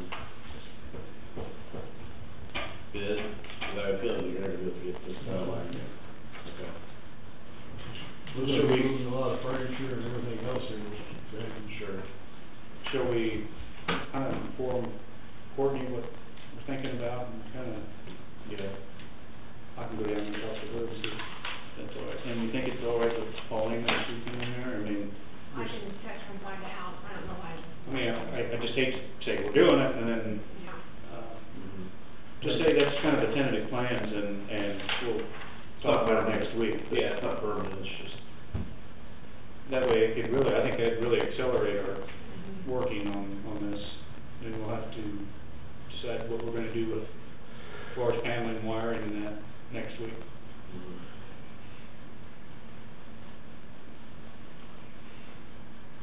So let me be clear, what is there you want me to do at the moment? Well, as long as you have the plans for Joe, I mean, and I guess we probably need to inquire about permits, updating the permits. I will inquire and see what they will need to add that in terms of a permit. Okay. I can call Katrina at the state to see what she would need, whether it be just an amendment to what we have. It should be it, but I know she may require drawings. As far as carpeting and that kind of things, does that have to be ordered ahead of time, or can that be something that's looked at now and addressed, or? We probably need to have people come in and bid. I don't know who does that, or how, I'm in the dark on that, so. Because those spaces will all. Well, Joe's not gonna probably do that, we don't guess. No. Right, but, I mean, who procures, not necessarily. I think we need to call it a general contractors. I think that's what we need to do, get some bids from general contractors. Well, the carpet layer, I think there's only two in the town, Reagan and I think White, and he doing the other. So the carpet's not a problem. Kerrigan's, I don't know who else sells carpet in town. Maybe You got lighting, you gotta update some lighting in some of those offices, you got carpets. Well, if we start with the one here that's in the new HR, you're gonna have to pretty well take, I don't even know if it's paneling or not. Let's do this. I'm not worried about the paneling and that, I think we can paint that. I'm not worried about that, I think the paneling, the only areas we were talking about paneling initially were commission room, the current HR office, and then Michelle's space and Jim's. That's the only offices we have to address with the paneling at all. Okay, well, what's in the new HR, the driver's license office now, is that paneling? That's paneling, but it's been painted. Okay, but when you put a wall there, you're going to have to tie it into that. And then you're also gonna have a drop ceiling that you're gonna have to take out, because it's gonna have to go through the drop ceiling. If you're talking about for privacy, because, if you don't block that completely off, you're not gonna get the privacy you're asking. You better get some contractors then. Let's do this. Yeah. I'm gonna make a suggestion to you here. Sure. Let Joe and I meet with a copy of plan of that area in hand and discuss the bare minimum that's gonna need to be done. Okay. We'll put that on a sheet of paper for you and bring it back in here next week. Yeah. Does that make sense? Yeah. Then you can look at it and say, yes, that's what we need to do, or no, let's do something else, and then we can determine an approach or a course of action for making sure that gets done. Sure. Does that sound fair to you? Yeah, and you're looking for the minimum that we have to do right now, is that right? Well, I mean, I define minimum. Well, put a wall in, which you're saying. I think the commission room at the very least, I think you need, it's a commission room, you're gonna have paneling in a commission room, right? I don't know, that don't bother me, but I don't know the condition of it, or what about painting it? Let's look at all three of the spaces Because the one in the basement you've already discussed. Yeah, Let's look at all three of the other spaces, and let's just write down on we'll write down on there, what your. Because you haven't ordered any supply, you just ordered boards, just, what have you ordered downstairs? The basement's all pretty well planned, I mean, it's all on the drawing, so there's. Yeah, what have you ordered? Just the boards. Yeah, okay. Just the study is all that's there now, and then I'll Sure. get the sheet rock, and then that'll pretty well be a done deal. I've got the door ordered, but I don't have it yet, it takes 4 weeks to get it. Okay. We're not talking finalized plans of any sort. What we're talking about is a sketch of each room with circles and arrows and paragraphs describing what we're thinking. But can you live with the paneling that's in the new commission room? That's the one thing. I think get rid of it. I think you got issues behind it too. Okay, so you want us to draw a plan that has that? Well, we'll go through and make a suggestion on it. Okay. I don't think it's gonna be as bad as what we think, because I know when we did the elevator, it was nowhere near what. And there was wiring and there was plumbing and stuff like that went through. I don't think that was like the cheapest part of the whole thing. There's no big thing, it's just that you probably have to rewire it all. That's not a big issue. Sure, And then sure. if they sheet rock the walls, I mean, that's not a big issue. Yeah. But then you gotta put down your trim and all that and the new ceiling, so it all adds up, that's one thing I wanted to. And it's time consuming, I think I'm looking at it more of a time factor than, And barring anything, if I knew that there was definitely bad wiring in there, yes, I mean, if there's something that's obviously glaring, we have to fix it. I'm not saying, just don't look. Well, I don't know that it's a danger, it's like I said, it's Romex wiring, which you can't have in that building, but in your house, you have that Romex wiring. Sure. I mean, we all sleep with it every night. It's not acceptable commercial. Correct. Do you have something in mind for the desks in that area already? Well, one thing that was brought up here just a little bit ago, on the commission room, instead of the table up front, was wondering, could we just push those 2 desks face to face for the counselor and Pauline to, just face to face and use them instead of having. Sounds fine to me. I mean, if it's all right with them, would that be? Sure. I mean, it'd basically be the same thing you have now, only you would be looking straight on at Pauline. Yeah, well, I wondered, you've got the 2 chairs there, is that for us to be sitting next to each other, so if somebody came up to visit, they could be on the other side? That was my next question, was that so people that came, instead of like this table, the presenters would be there?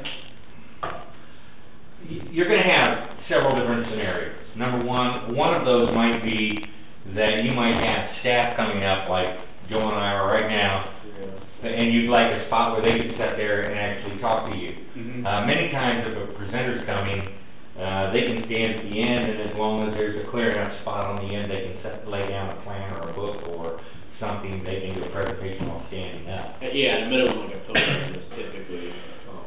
Exactly. If you look at many of these commission areas, there's no special table for presenters to use. Yeah.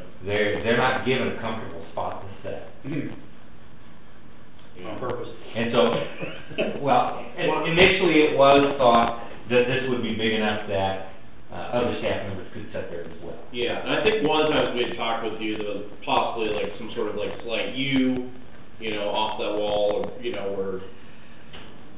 It just gets more troublesome to get around when you do that, but again, If we go with the straight-on configuration, we can just use a straight table, can't we? Instead of having the 3 desks, or. Well, you've got the desk, you've got the old commission desk, which is down in the driver's license area now. Mm-hmm. That table, isn't that a long table along the west wall? It's 9 foot, it's the old commission desk. I think it's just a table, isn't it? Yeah.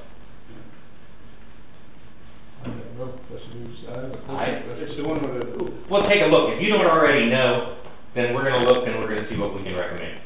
Okay. I just thought maybe, I don't wanna go into it with you saying, well, this is what we were planning on doing, and us not knowing that before you get there. Right, sure. Well, as far as that goes, if we're pressed on time, we could just use this folding table until we get our furniture in. I mean, we don't have to have that the day we move in. Okay. The other big issue you may have is contractors right now are going to be pretty independent. Because this is a busy time of year, so just something you might think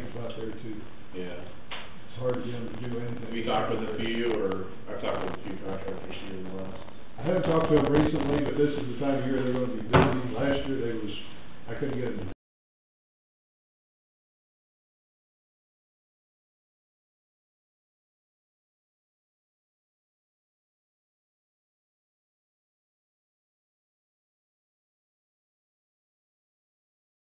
A year. Might be, well, if it is, then that'd be good.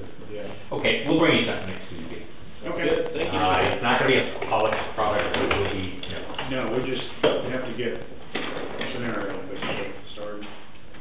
Thank you. Thanks, coming up, short notice. These things probably be over here back. No, all right. I got some stuff in them that I don't I'm know why. glad we leave them there, it's okay. Yeah. Okay, because we had these guys to drill those holes. I moved this slightly, so We could put a tag in the front, we could have measured this all out. We couldn't get a square off of it, you guys. All right, thanks. Thank you. Thank you. Pat, you have anything for us?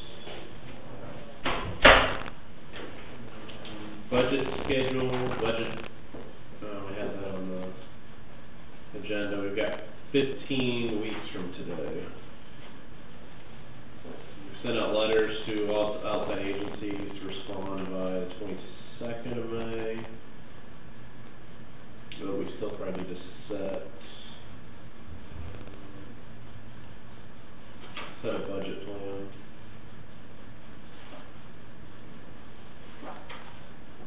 This budget has to be ready to go to be published on the 11th of August. To be on time with everything. August 25th is the budget due date. I'm sorry, Jeff, what was that date you published? That's gonna be the 11th. It's gotta be published for at least 10 days. Of August? Yeah, yes, August 11th. Has to be ready to be published. So that is 15 weeks from today.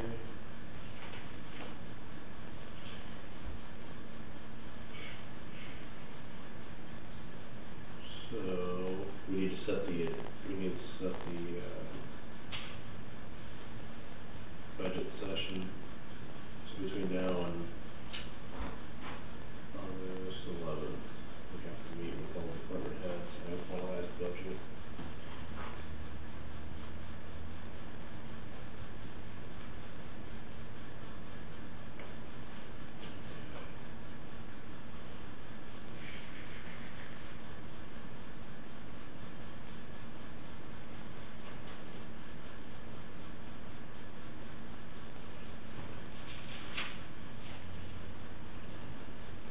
So we could do it a couple of ways. We could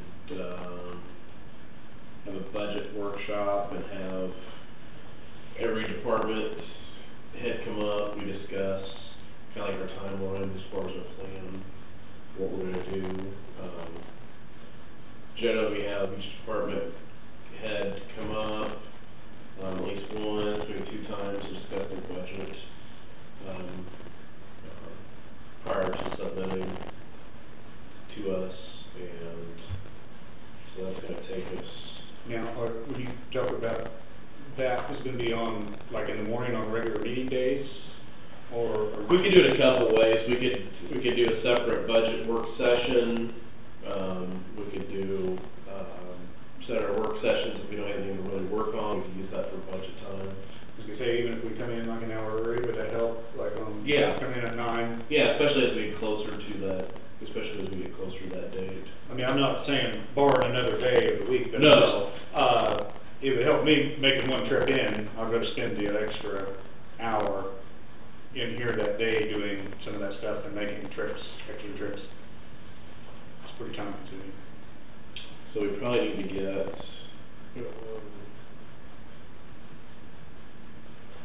that agenda out next week.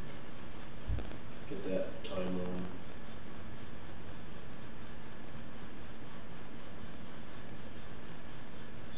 So, probably need to draft a letter. I'll have to get with, with Wes and see what our CIC budget forms look like. I have not, it's been a while since I've seen those. So, those will need to be sent out to every department head, elected official, that is filled out, so. I'll work on, so I need to work on a draft of a letter, just explaining the timeline and everything. Submitted to the commission by, we told every outside agency by the 22nd of May.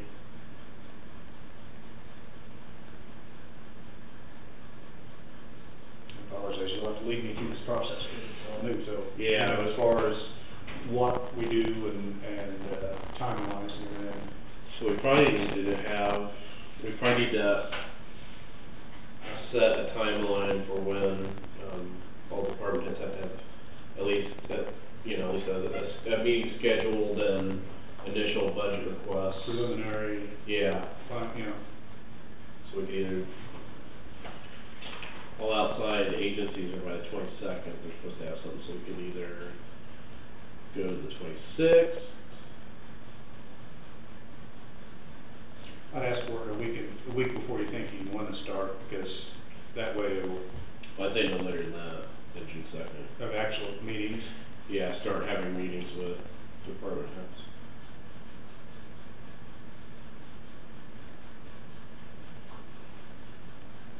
So we could probably we could just say the timeline, like starting with maybe May 26th. Yeah. Starting May 26th, we'll start having initial budget hearings from department heads. Maybe, especially if a couple of them would be ready early and be. You're gonna see that. You'll have some that'll be done right away. You'll have some that'll take a little bit longer. I would go a week earlier, because that way things always take longer. It's like this building thing. It's taking longer than you'd ever think. So you're thinking like May 19th? Well, at least 26, because you said we had to by. Yeah, well, I think I wouldn't want to do any later than June, because then you got 10 weeks left. Right, so that's the reason I said at least 1 week before that. Okay, so 26. I would request them by then. And do we want to meet with department heads next week and just kind of go through that schedule in person?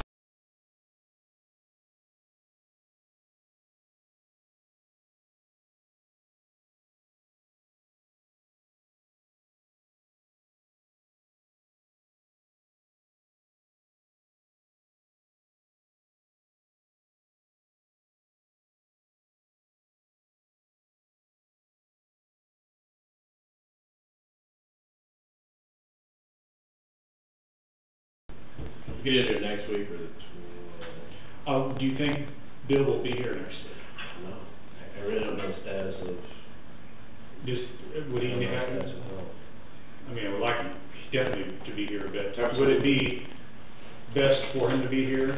Is it a requirement, or is it, I mean, I would put it off that extra week if we thought he would be back versus not, but that's not saying, you know, we don't know. Yeah. I hate to hold things up. We could at least get the letter out, we could at least get the email out to everybody about, we'll start having that date. Yeah, I would definitely get. We could set it at 12, I don't think it's a big deal, we don't necessarily have to do it next week. Alright, let's go with that, that way Bill might have an opportunity to be here. So starting May 12th, May 12th we'll have an orientation with all department heads and elected officials. And then starting May 26th, we'll start having preliminary budget workshops. Do they pretty well schedule themselves for that? Yeah. Okay, I didn't know whether. Linda's been here long enough, Pat's been here a while too, it seems like we get, I think most do, so. I didn't know if there was departments that had to come kicking and screaming or put that. No, I think the only department we've ever really not had, or I'd say the county attorney's office, and There's been some changes on that. no, but I mean, it probably, I think maybe there was some miscommunication with him last year, so Okay. it'd be good to have like you said, an orientation session. yeah. So we do that at the 12th. And then, are you here at 12th, or do you have your calendar in front of you? Yeah,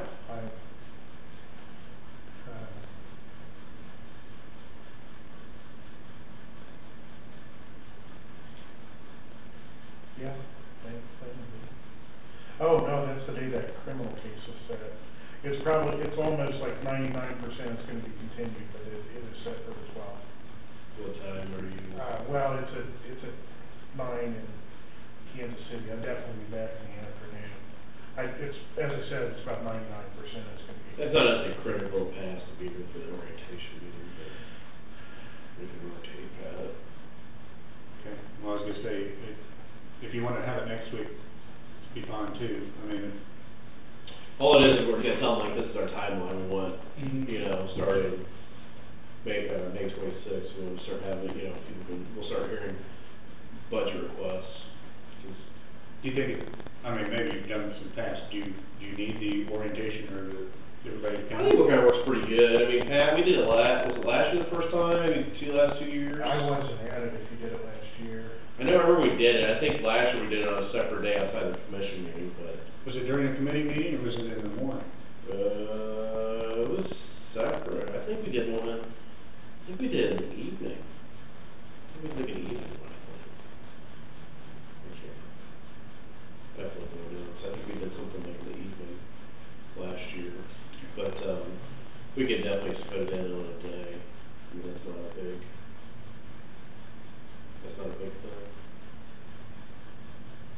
We could actually schedule it with our, we don't have to do it in the morning, so we could do it afternoon session. We just put on the agenda. Okay.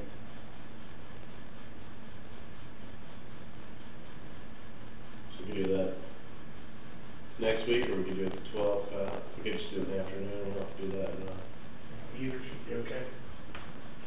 Why don't we do it the 12th, just in case maybe Bill's back, hopefully, by that time? I think it will be. Barring anything new. So 12th we'll have orientation in our regular agenda. You don't show anything on the agenda for this one?